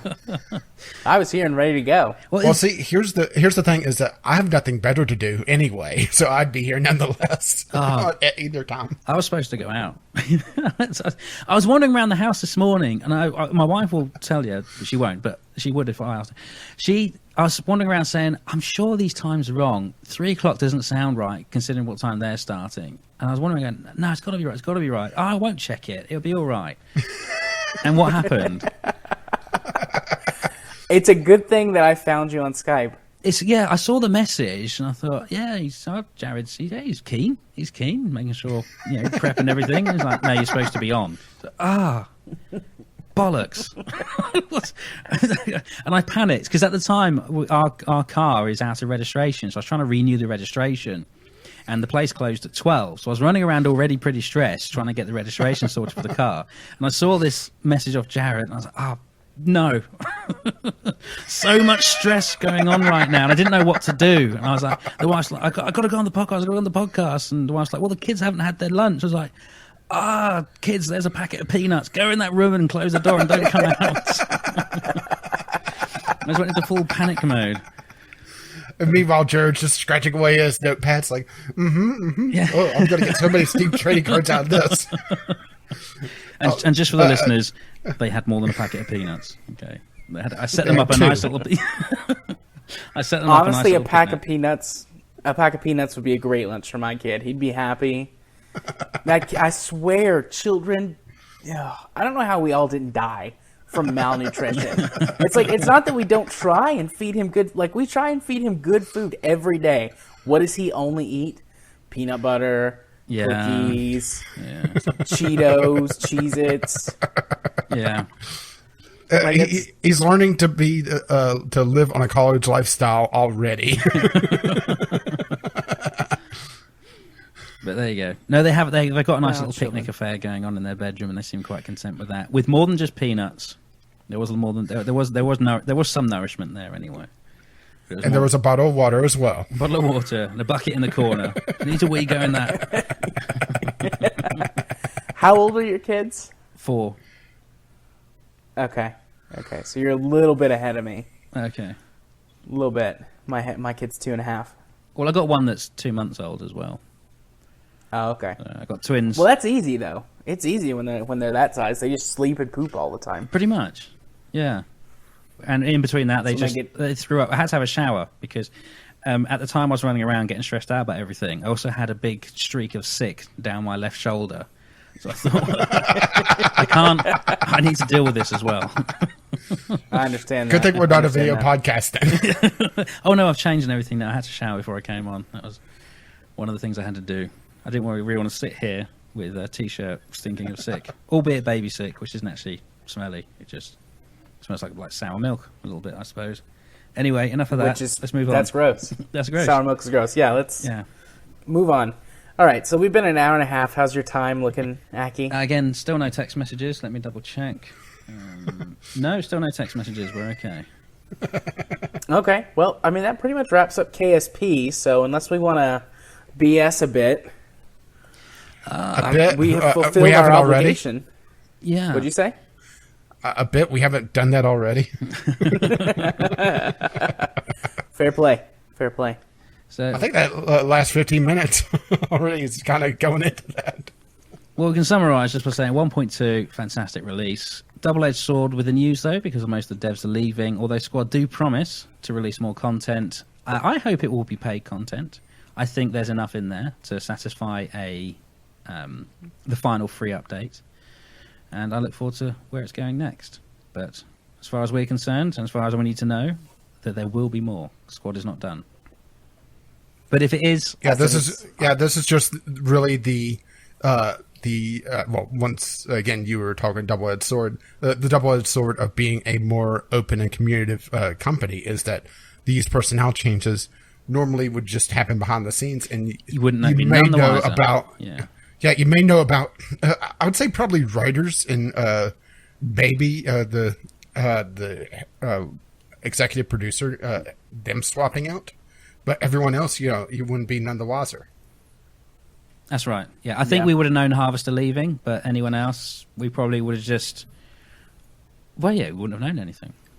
Probably Portchet, just because of his new parts that he's been working on. Well, the style would change, wouldn't it? So it'd be difficult to. If someone else came in, they'd have their own ideas. Which hopefully whoever takes over, if Portjet isn't done or close enough to done, that they could just ship everything out. Hopefully. I hope that Portjet finishes. Isn't so radically different that you start seeing like a hodgepodge of different styles on the rocket. Hopefully not. Hopefully not. Okay. Because you could really tell whenever you're heavily modding, and you'd see, okay, well, this part is obviously from a different mod than this one. Yes. Because, well, first of all, the seams don't line up, and, it looks like my rocket is more camouflage than anything else. That's right. If you have, like, KW rocketry alongside stock parts, as they currently are, there's a definite difference there. And you're slowly rotating the craft. It's like, why won't you line up? The textures don't align. Not to carry on the conversation, but that's something I'd like to see is a right-click option on the tanks and have a load of different texture and design varieties.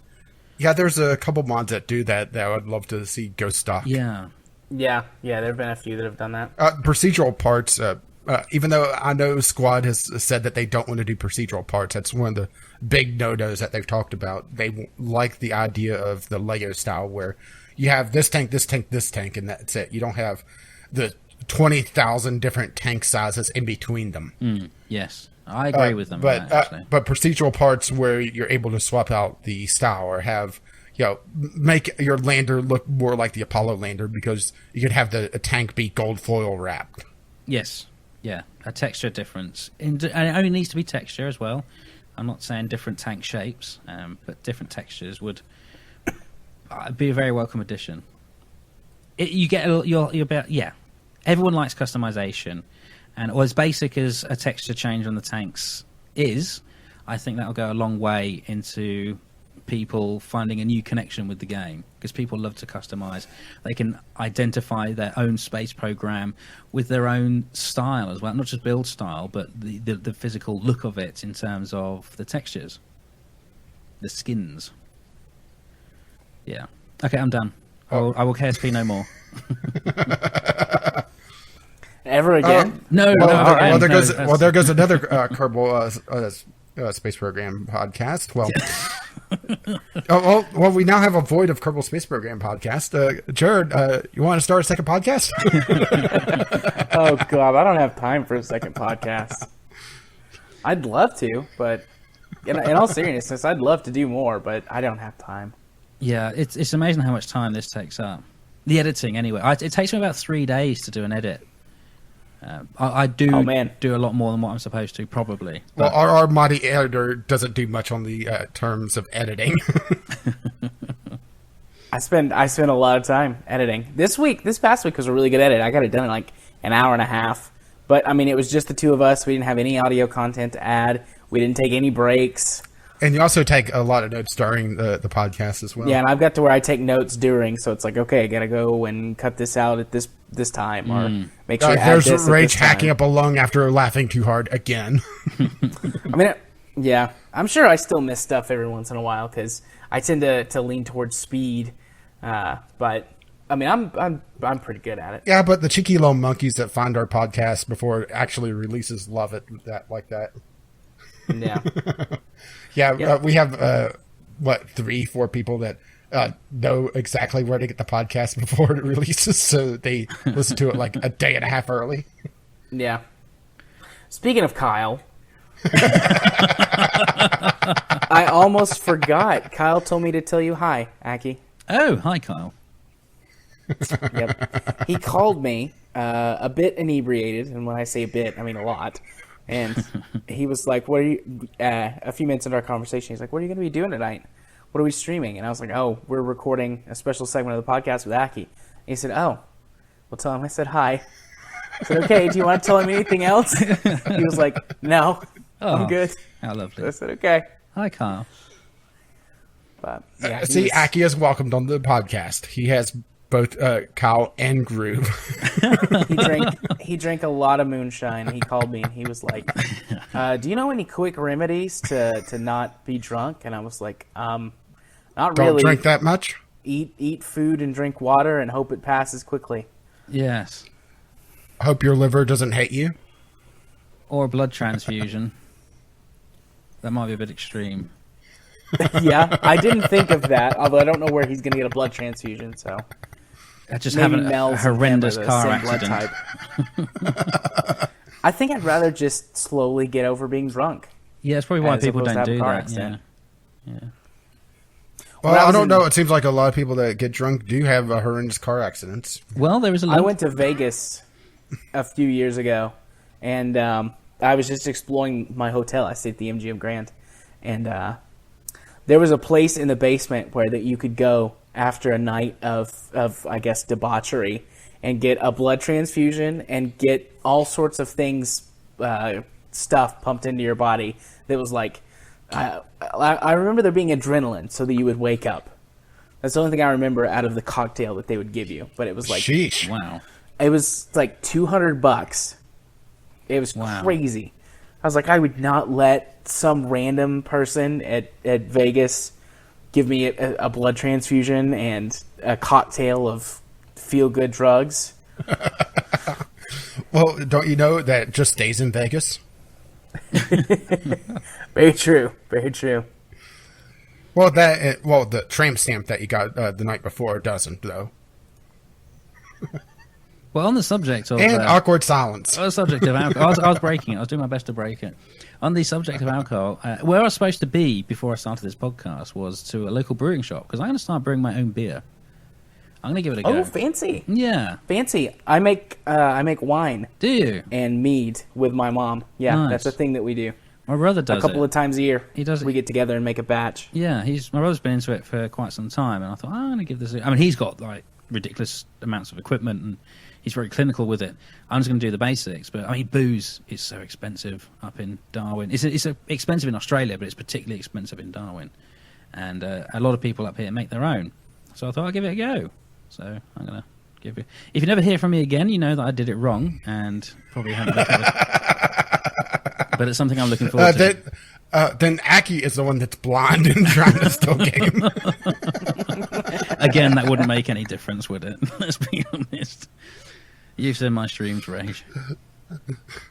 Gee, Aki is flying a lot better today. I wonder why he's wearing the sunglasses, though. Yeah, went for a moonshot and landed on Juna. Result. Didn't see it. Oh. That's all I've got on beer. I'm not a huge beer drinker out of all of our friends, except for Rage, who doesn't drink. Yeah, which honestly never really. Well, for one, I'm not really have a big social group here, so never really had the thing to go out drinking with buddies, and just never had the urge to drink, even though I have the genetic disposition.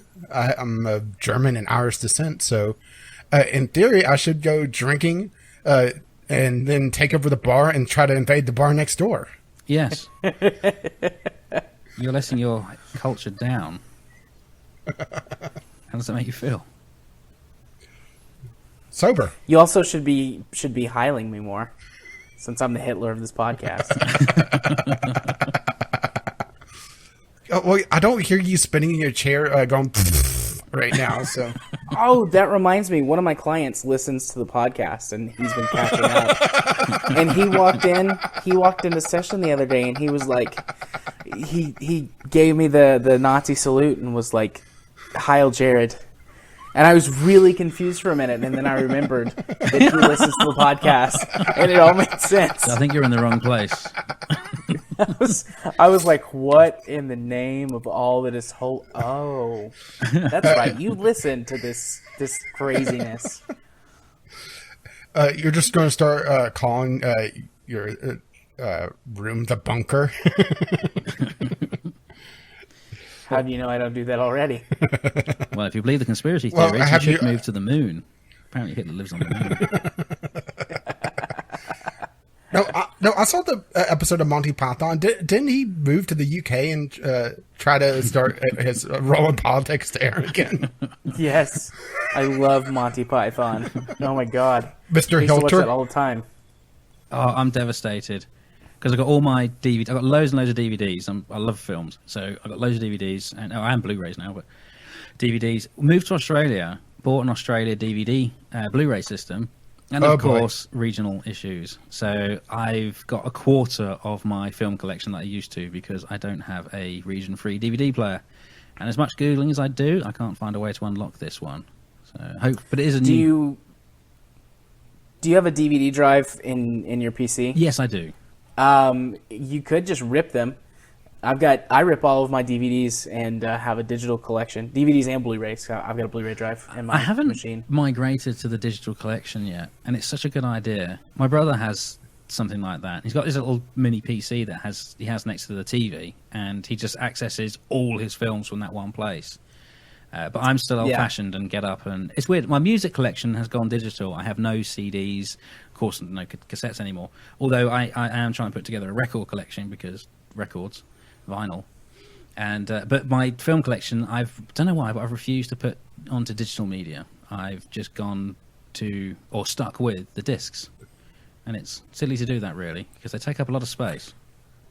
Yeah, I mean, there's some benefits, there's some downsides. The quality is not as good because if you're doing what your friend is doing, where that they've got just a PC hooked up to their TV or whatever, then it's fine. You can just leave them whatever size you want. But we've got ours on a flash drive, a couple of flash drives that we take with us whenever we go places. I mean, I've got copies of them saved to my portable hard drive or my backup drive.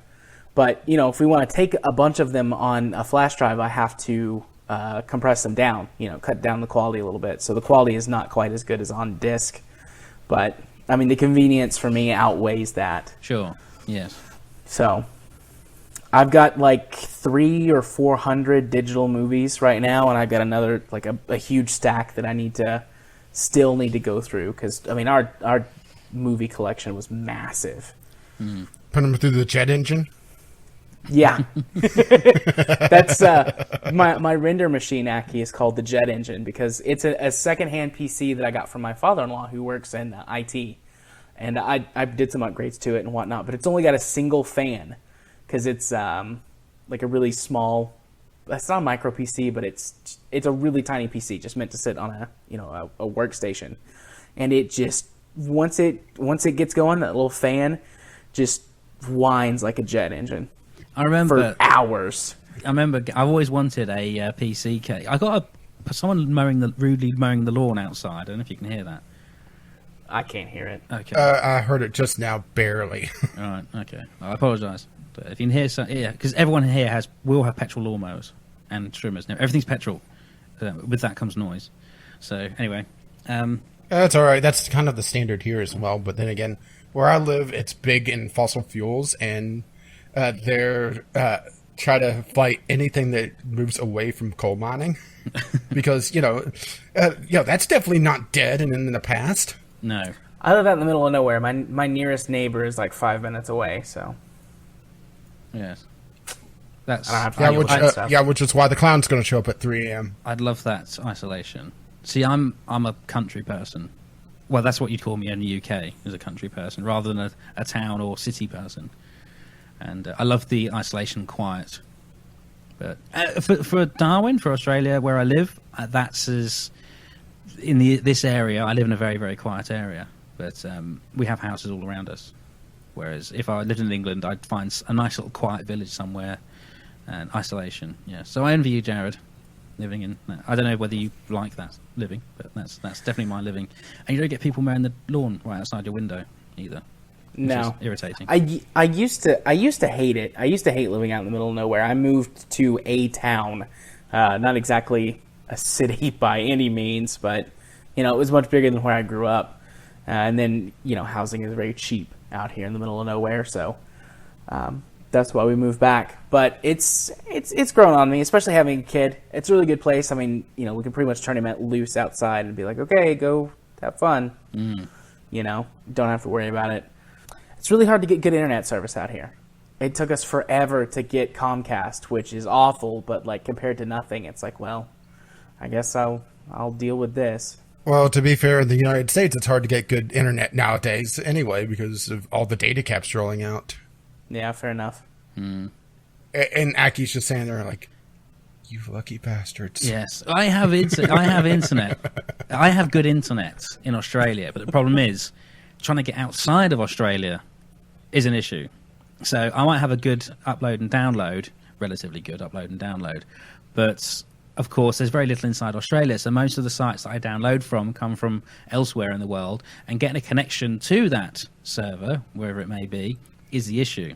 So, yeah. Yeah, all the underseas lines that are probably several decades old at this point. If not more. Yes, exactly. So I've got good internet, but of course that doesn't matter if what you're trying to connect to, if the server you're trying to connect to isn't a good connection itself. Shakes fists at Australia. Yeah. Well, your internet connection has been strong over Skype tonight. Oh, good. So. I'm pleased.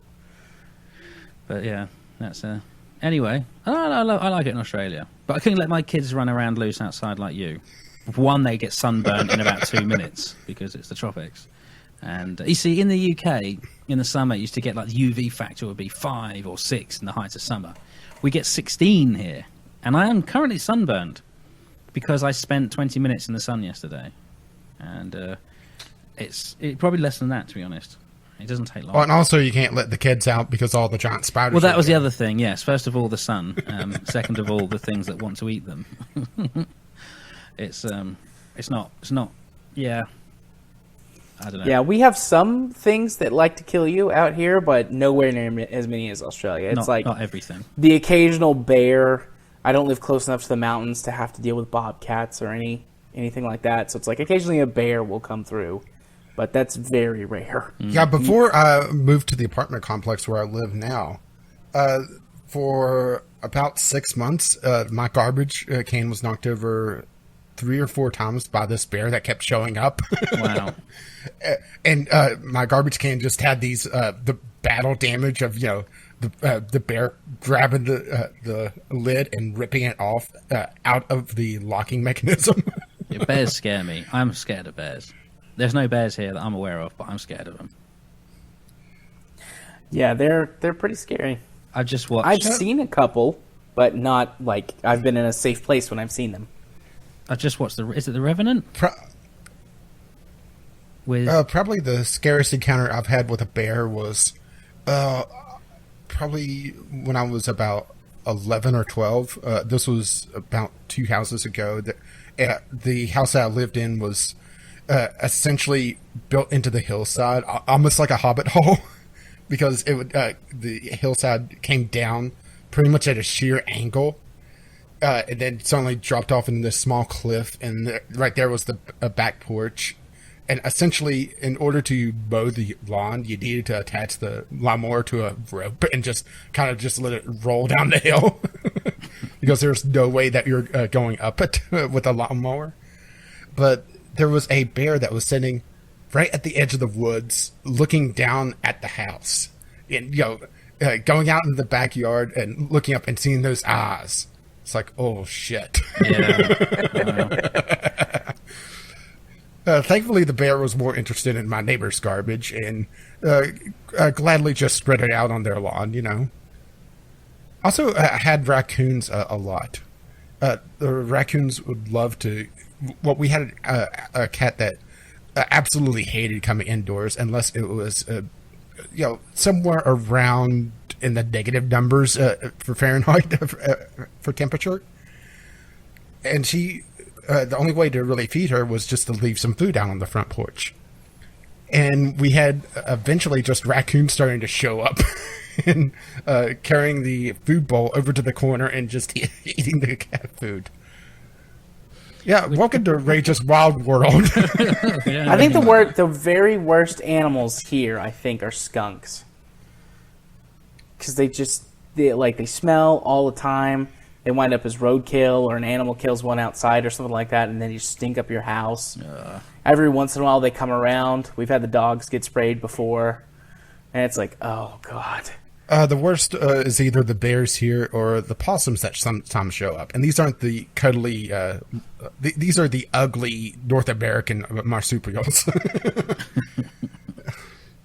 Yeah, we get possums. We get bats, fruit bats. They're big. They're really big. But they don't seem to bother us.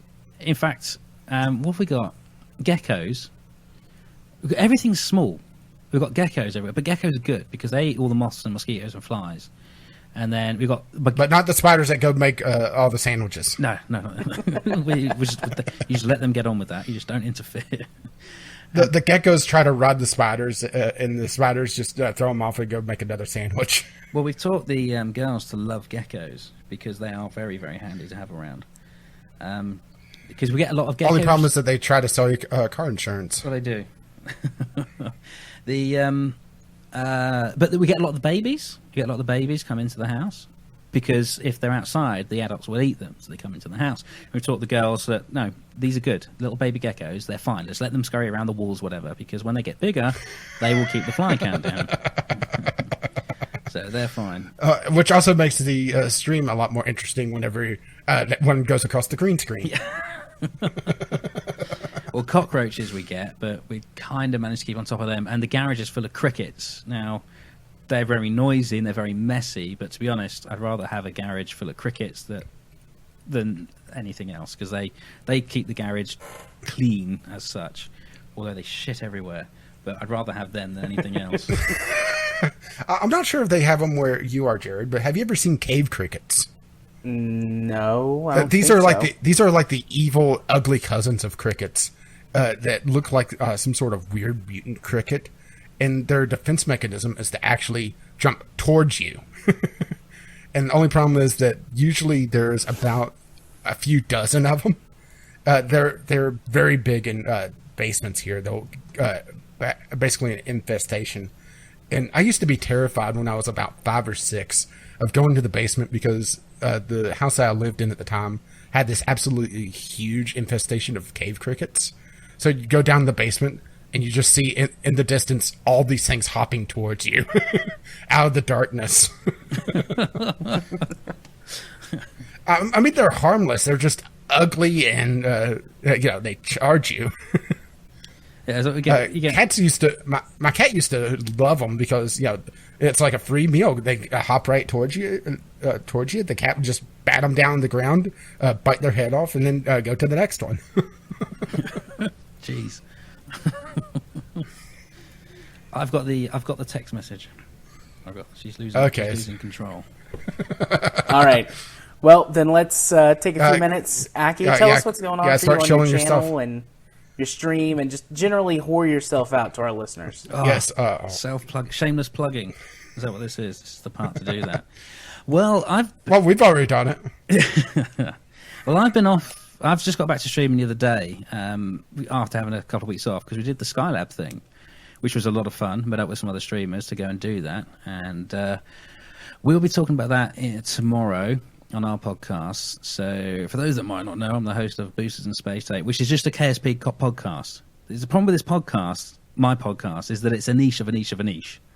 So you've got to... Well, you also have the general science as well. So you're not just KSP. No, we do have general astronomy as well. But of course, if you just like astronomy, you're probably not going to listen to that podcast because you've got to get through all the KSP stuff first. But anyway, yeah, Boosters. Well, that's when you put timestamps in, so you could just skip ahead. I've just started doing that actually through a request. So that's the thing about we got a listener request to start putting in timestamps in the show notes, and that's why we started doing it. Yeah, because I'm very lazy with show notes. I don't do show notes. I just do a brief description of what's going on in the show.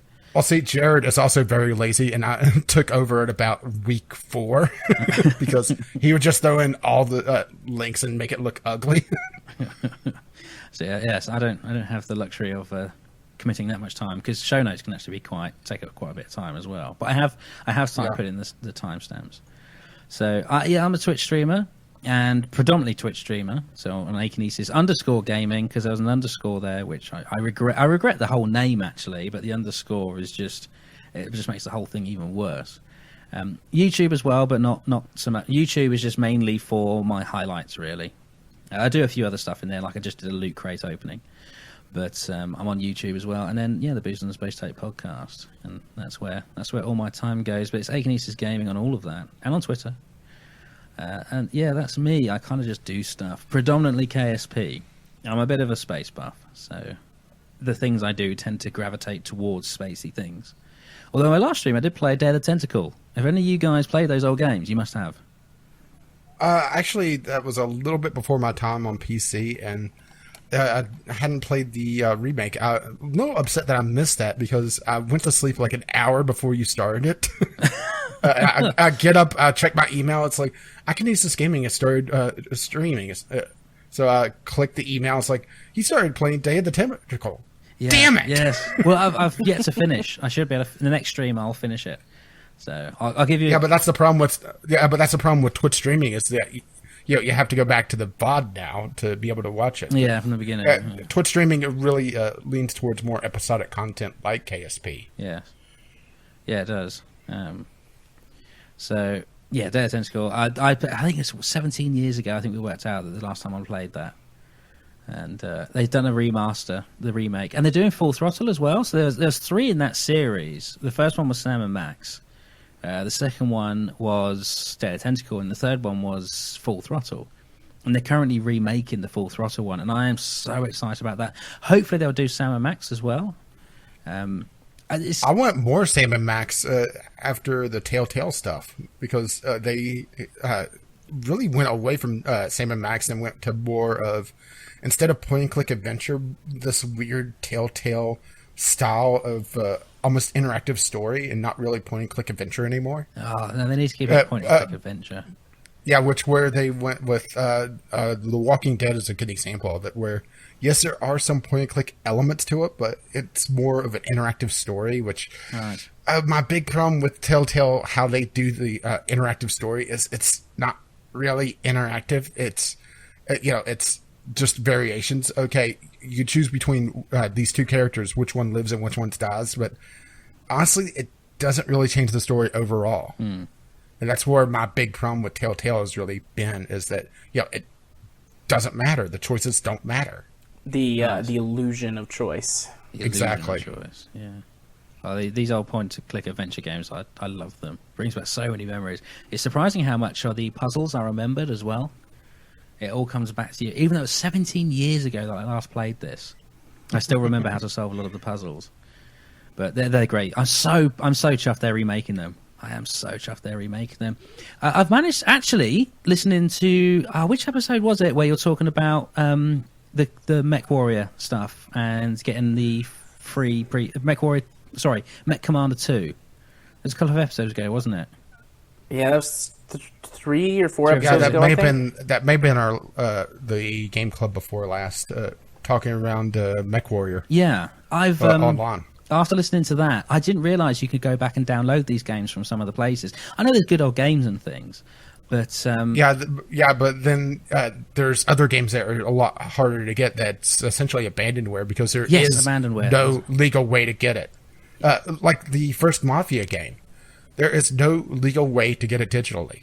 Right. The only way to get it is to essentially pirate it, or abandonware, depending on what term you want. Because really, abandonware isn't a legal term, and it's a moral gray area, just because there's really no way to get to it, and the licensing makes it an absolute nightmare. Getting a Mafia, the first Mafia game, because of all the music licenses, it's not going to happen. Or if it does happen, it's going to be just a legal nightmare for the developer, to the point that they just don't bother. There's not enough sales there to really warrant it. It's like there was a patch for GTA San Andreas that actually removed songs from it. Okay. Because the licensing ran out, and they were updating it to try to do proper 1080p, but then they broke other things and broke all the saves, and I'm glad I wasn't playing it at the time. Yeah. I was just in Jared's posted the link there, because I went on there after that episode, and I thought, I'll see if I can get hold of some of the old games. And I got hold of Mech Commander 1, actually. I played that, and I loved that game. Absolutely loved that game. So I went and downloaded that. And at the same time, I was thinking, the original Command & Conquer, the first Command & Conquer. Yeah. So I managed to get that as well. CNC. Yeah. I was hoping was it on there? I didn't see Command & Conquer. No, it was through a different site. Okay. You can play it through the browser. And of course, it's difficult to play those games because of the graphics. Although at the time they were good and playable, whatever, but because of the resolution changes and everything, it can make it quite tricky. I was hoping, for instance, Theme Hospital. Do you guys remember Theme Hospital? Yeah. Theme Hospital. I have a copy of Theme Hospital. Yeah. Well, actually, I have a couple copies. I have a physical copy, actually in my closet right now, but I also have it where they gave it away on Origin, probably about a year ago. And there's actually a fan project that you could mod Theme Hospital to be a lot more playable on modern systems. Yes, that's exactly the point I was going to make. I've done that. And it plays on a 1920 resolution. 1080 resolution. And Theme Hospital is one of those games that I've seen a lot of games try to chase, but they never quite get it. No. They never get the humor quite right, or they don't get the mechanics quite right. Yeah, that's right. But there is mods. There's a community around this that's expanding it in all sorts of ways. But the most important thing is it's making it playable and visually appealing as well. They've done the resolution so that it isn't just this big blocky mess anymore. It is completely playable. And around Mech Commander 1 and everything, there's these same communities. And I'm glad that you mentioned this in your previous episode, because these games that I still think about today, every now and again I'll think, I remember playing that, I want to play that again. For some reason, I don't know why, but I just didn't think about going on and looking for it. I think, well, that's dead and gone, and it's now history.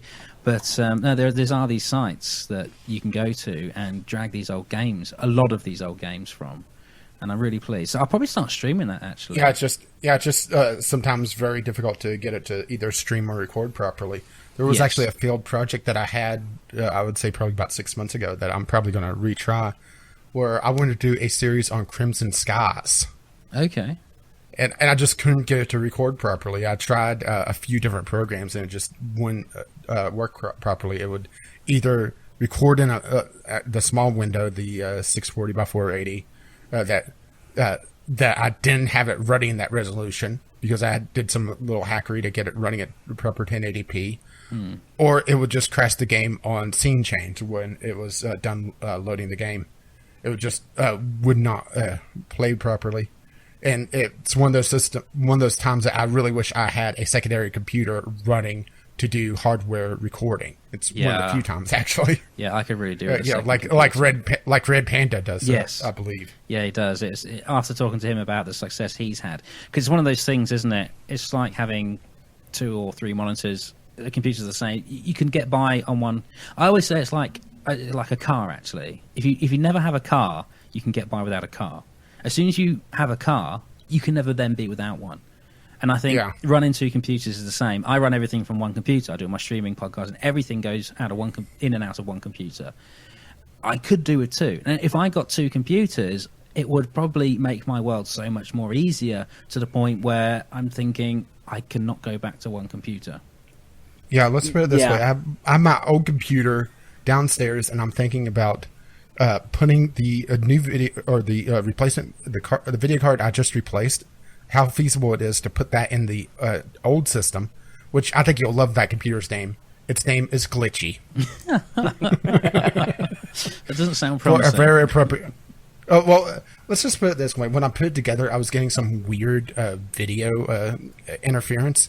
And it turned out that there was some sort of RF interference from the video card. Oh. It was going interfacing with the cable and was giving me weird artifacting. Right.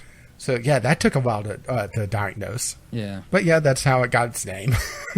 Yeah, I only had one PC for a long time, and then I got this second one, and I mean it's not like super high powered, but just having a second PC so my main one's not tied up whenever I want to render videos or anything like that is amazing. I would hate to go back to just one, and I'm about to have a third one. Wow. Because I'm building a server machine for our house, and I can just offload tasks to it as well whenever I need something done. So I'm going to be so ruined. Yeah, because you've then got to maintain 2 computers, at least.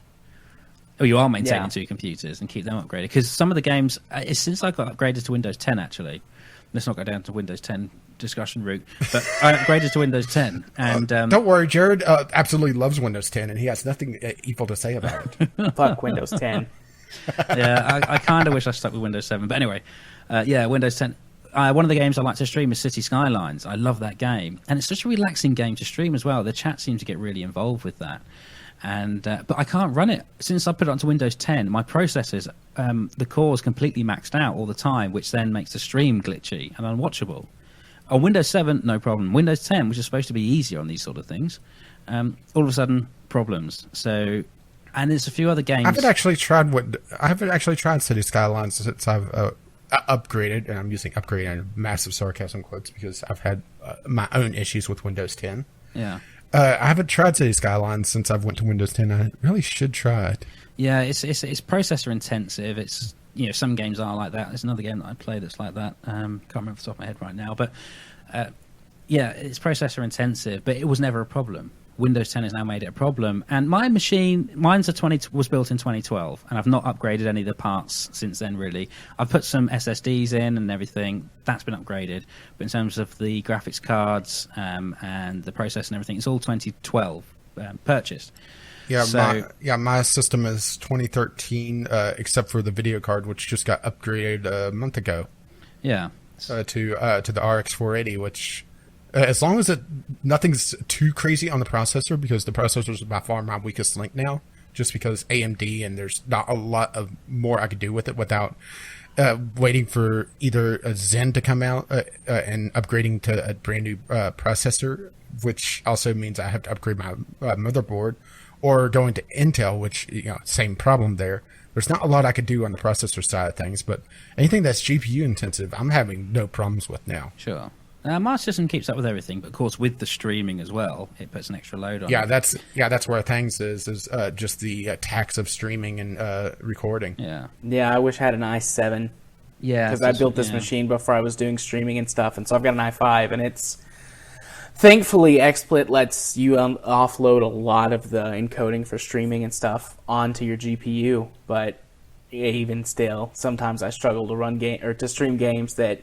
If I just had a bit stronger processor, I would be fine. Yeah. Yeah, which I'm a bit better on my processing and rendering just because of how the FX chips handle it. Yeah, you've got 8 logic cores. I've only got 4. Yeah, which Kerbal also does really well. Well, my computer is all the way back around, completely overclockable. Everything, the graphics cards, the motherboard, the RAM, the processor itself, it's all designed to be overclocked. I haven't overclocked it yet, so I do have that buffer for the meantime. But the fact that I'm there now, I'm going to have to start overclocking to be able to run these things. Means that things are going to need to be upgraded soon, or it might just be cheaper to get a new computer. I don't know. Or move to a cooler climate as well, so you don't get thermal. Yes, because I'm going to need to do. Yeah, that's the reason I haven't overclocked it yet. Although I can run air conditioning in here, of course, it's still hot. Even though it's cool compared to the outside temperature, it's still a hot temperature. So I need water cooling, but yeah, I'm a bit worried about the computer's performance in this heat. Well, there's a reason why my computer's, it's not official name, but its nickname is the space heater. I turn it on and the room noticeably gets warmer. Yes, this computer heats the room. I am actually gonna have to go now. Sorry. Okay. Right. Yeah, you said that, and we just keep going and going. I'm like, well, he's gonna have to bail eventually. More Franken episode content, I guess. Okay. Well, Aki, thank you very much for joining us on the podcast today. That was great to have you. No. We pretty much have an entire podcast at this point. No, thank you so much for having me on here. I'm just looking at the time. I've really enjoyed Yeah. it. So if you ever need me back, I'll happy to oblige. Thank you very much for having me here. It's been awesome. We definitely will welcome you back in the future. We'll try and schedule it out better next time. Thanks. And I'll double check the Google Calendar after Jared puts it. And I will do it as well, because I should have done. I can't believe I've done that after me whinging about the unreliability of guests, and there's me being unreliable. Right? Yeah, but that's Jared's fault, not you. Oh, not blaming Jared. I did have a feeling about it, and I thought I said earlier, yeah, I should check that, and I didn't, and then yeah, whoops. Sorry, Jared. No problem. We got it worked out in the end. All right. All right, well, thanks for joining us. Yeah. Yep, we'll transition back to whatever segment we figure out for next time. And now on to Community Corner, most likely, or just the ending music. Yep. Yep. And now, as his lovely music goes over Jared's voice. Bye now.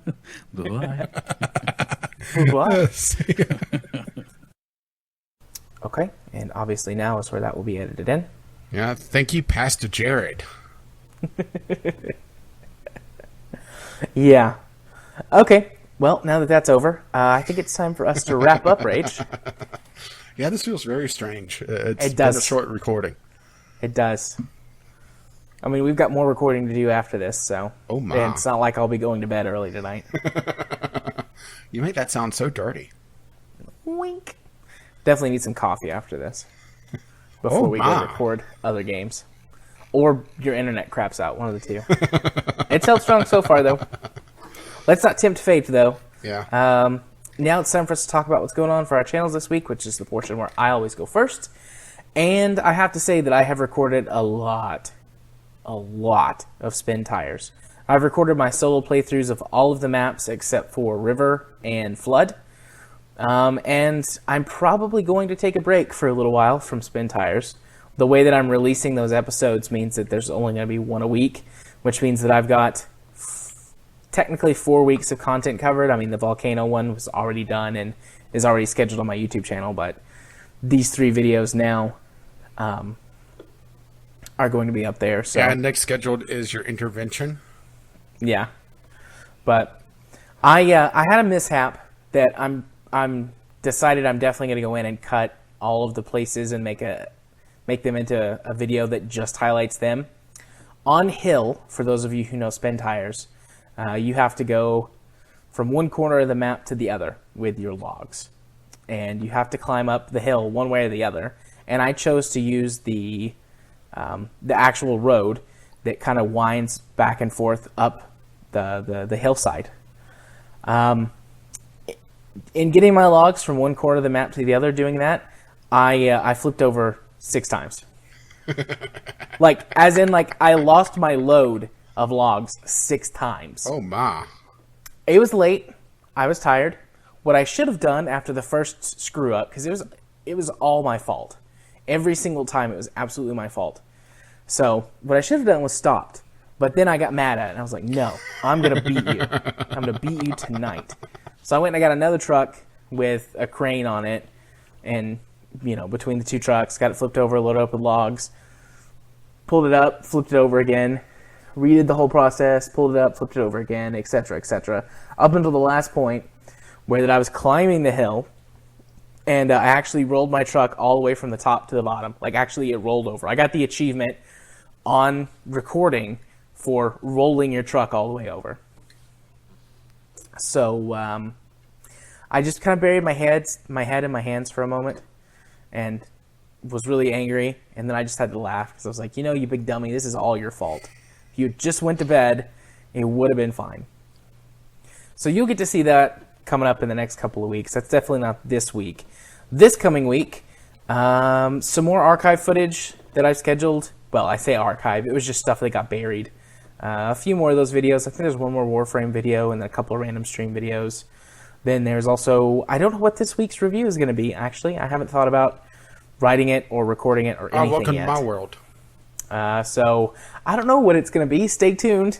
Those of you who are subscribed to me, you'll see it pop up on Sunday. Next time on Dragon Ball Z. I did decide, last week I was talking about alternating between reviews and Spin Tires.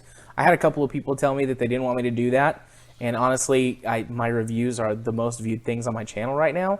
So I'm just going to keep doing those every week instead. So Spin Tires is going to get scheduled for a day, and that's going to be its day every week for the next few weeks. So, yay reviews, but that means that I have to figure out what I want to review, and I wasn't worrying about it. So, I'll figure it out. You'll see it when it comes out on Sunday.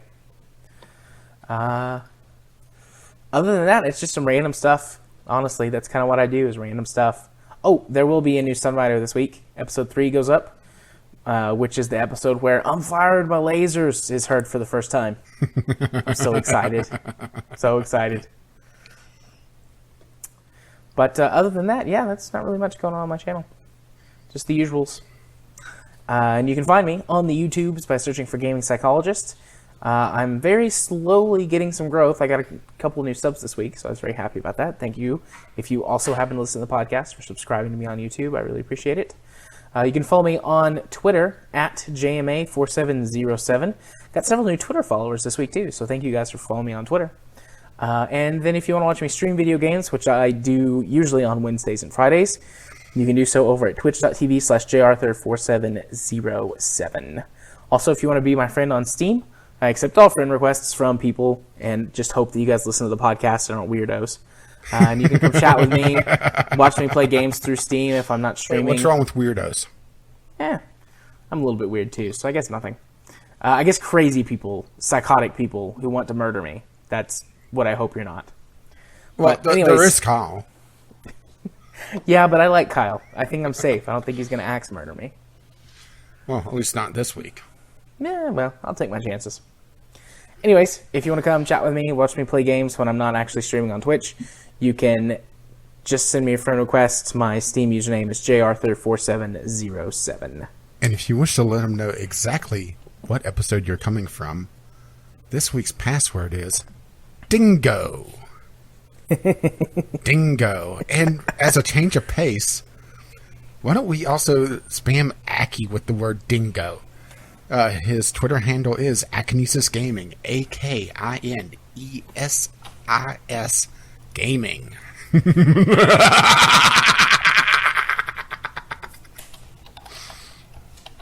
I'm doing it right now. There. Well, you gotta wait till Friday to make him really wonder what the hell's going on. Nope, I already did it. It's too late. Can't take it back now. I mean, I guess I could delete the tweet. But I've peaked my microphone so much there. That's going to be interesting to hear what it sounds like. Yeah, I'll fix it in post. Fix it in post as in, you'll just listen to what I've fixed. It's like, yeah, good enough.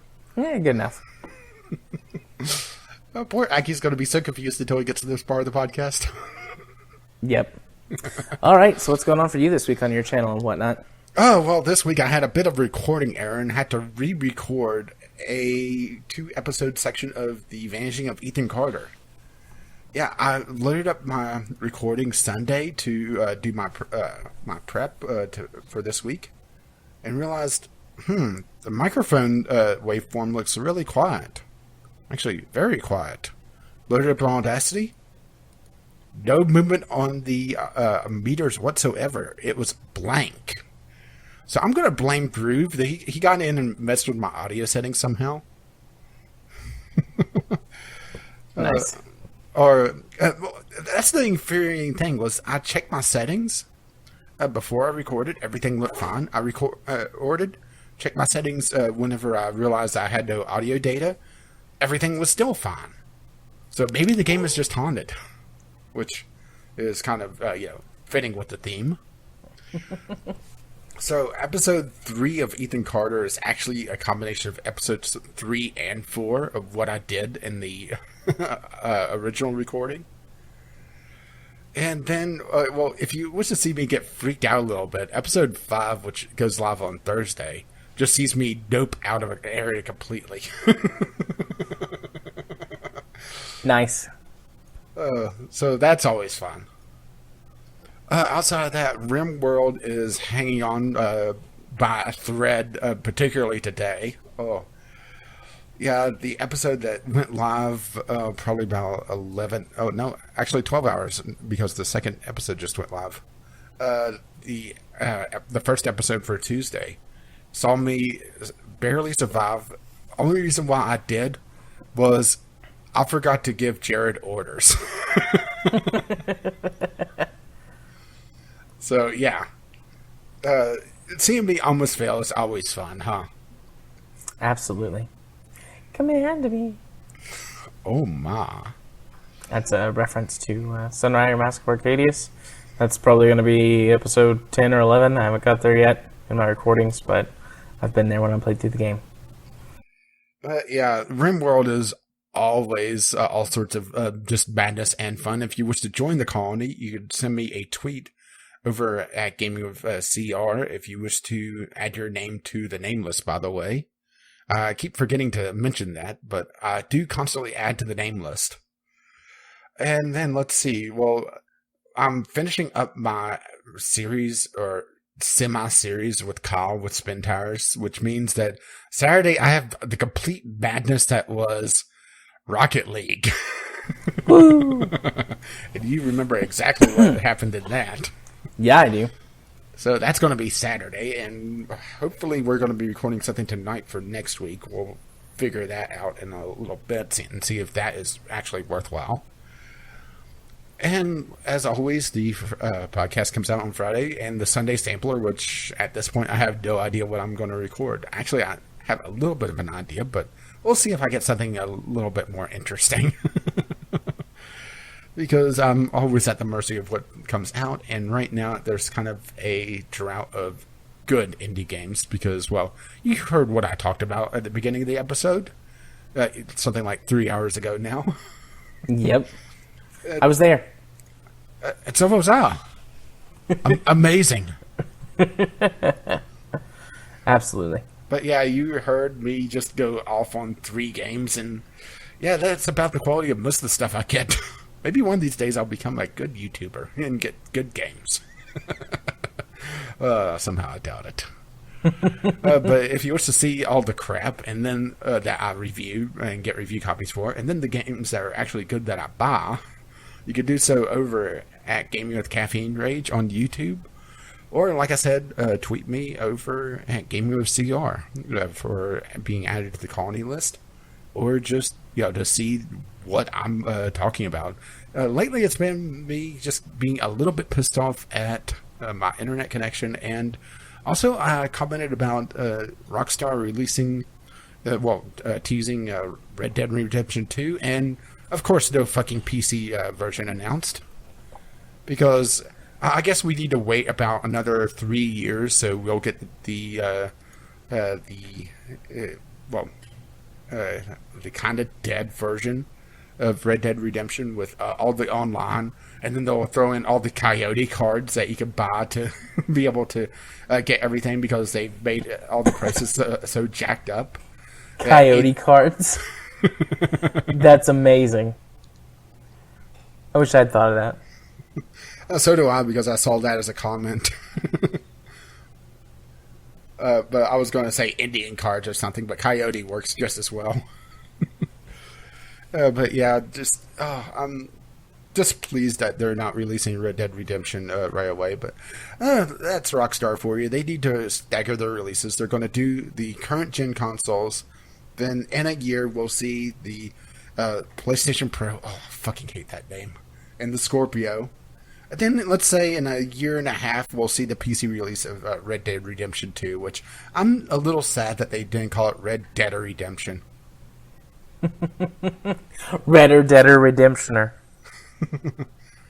Red Dead Redemption 2. Electric Boogaloo. But yeah, that's all my stuff going on, which means it's time to start wrapping things up and getting out of here. Right. We want to thank the Internet Archive for unknowingly putting up with us. And we're still working on getting off of it to relieve them of that burden. And if you wish to help pay for that, you do so over at patreon.com/VGL podcast. Or just toss the Internet Archive a few bucks as well, because they are awesome. If you wish to contact us, you can contact us through our email, vglpodcast@gmail.com, with your letters, voicemails, gaming suggestions, or random dingo pictures. Or tweet us at VGL Podcast on Twitter. And our website, videogamelogicpodcast.blogspot.com, has our show notes if you wish to see, this week is probably going to be very light in the show notes, but it also has our RSS feed if you're watching us on YouTube, or if you don't wish to deal with iTunes or Google Play, where we're also featured. Our intro and outro music is On the Ground by Kevin McLeod, and you can find his work at Incompetech.com, and As the Dingoes Howl, and... as his lovely voice, or I lovely really music, cracked you up there. lovely something starts to roll across my voice. Bye-bye now. Dingo! Bye-bye. You know, I'm gonna have to go find dingo sounds now.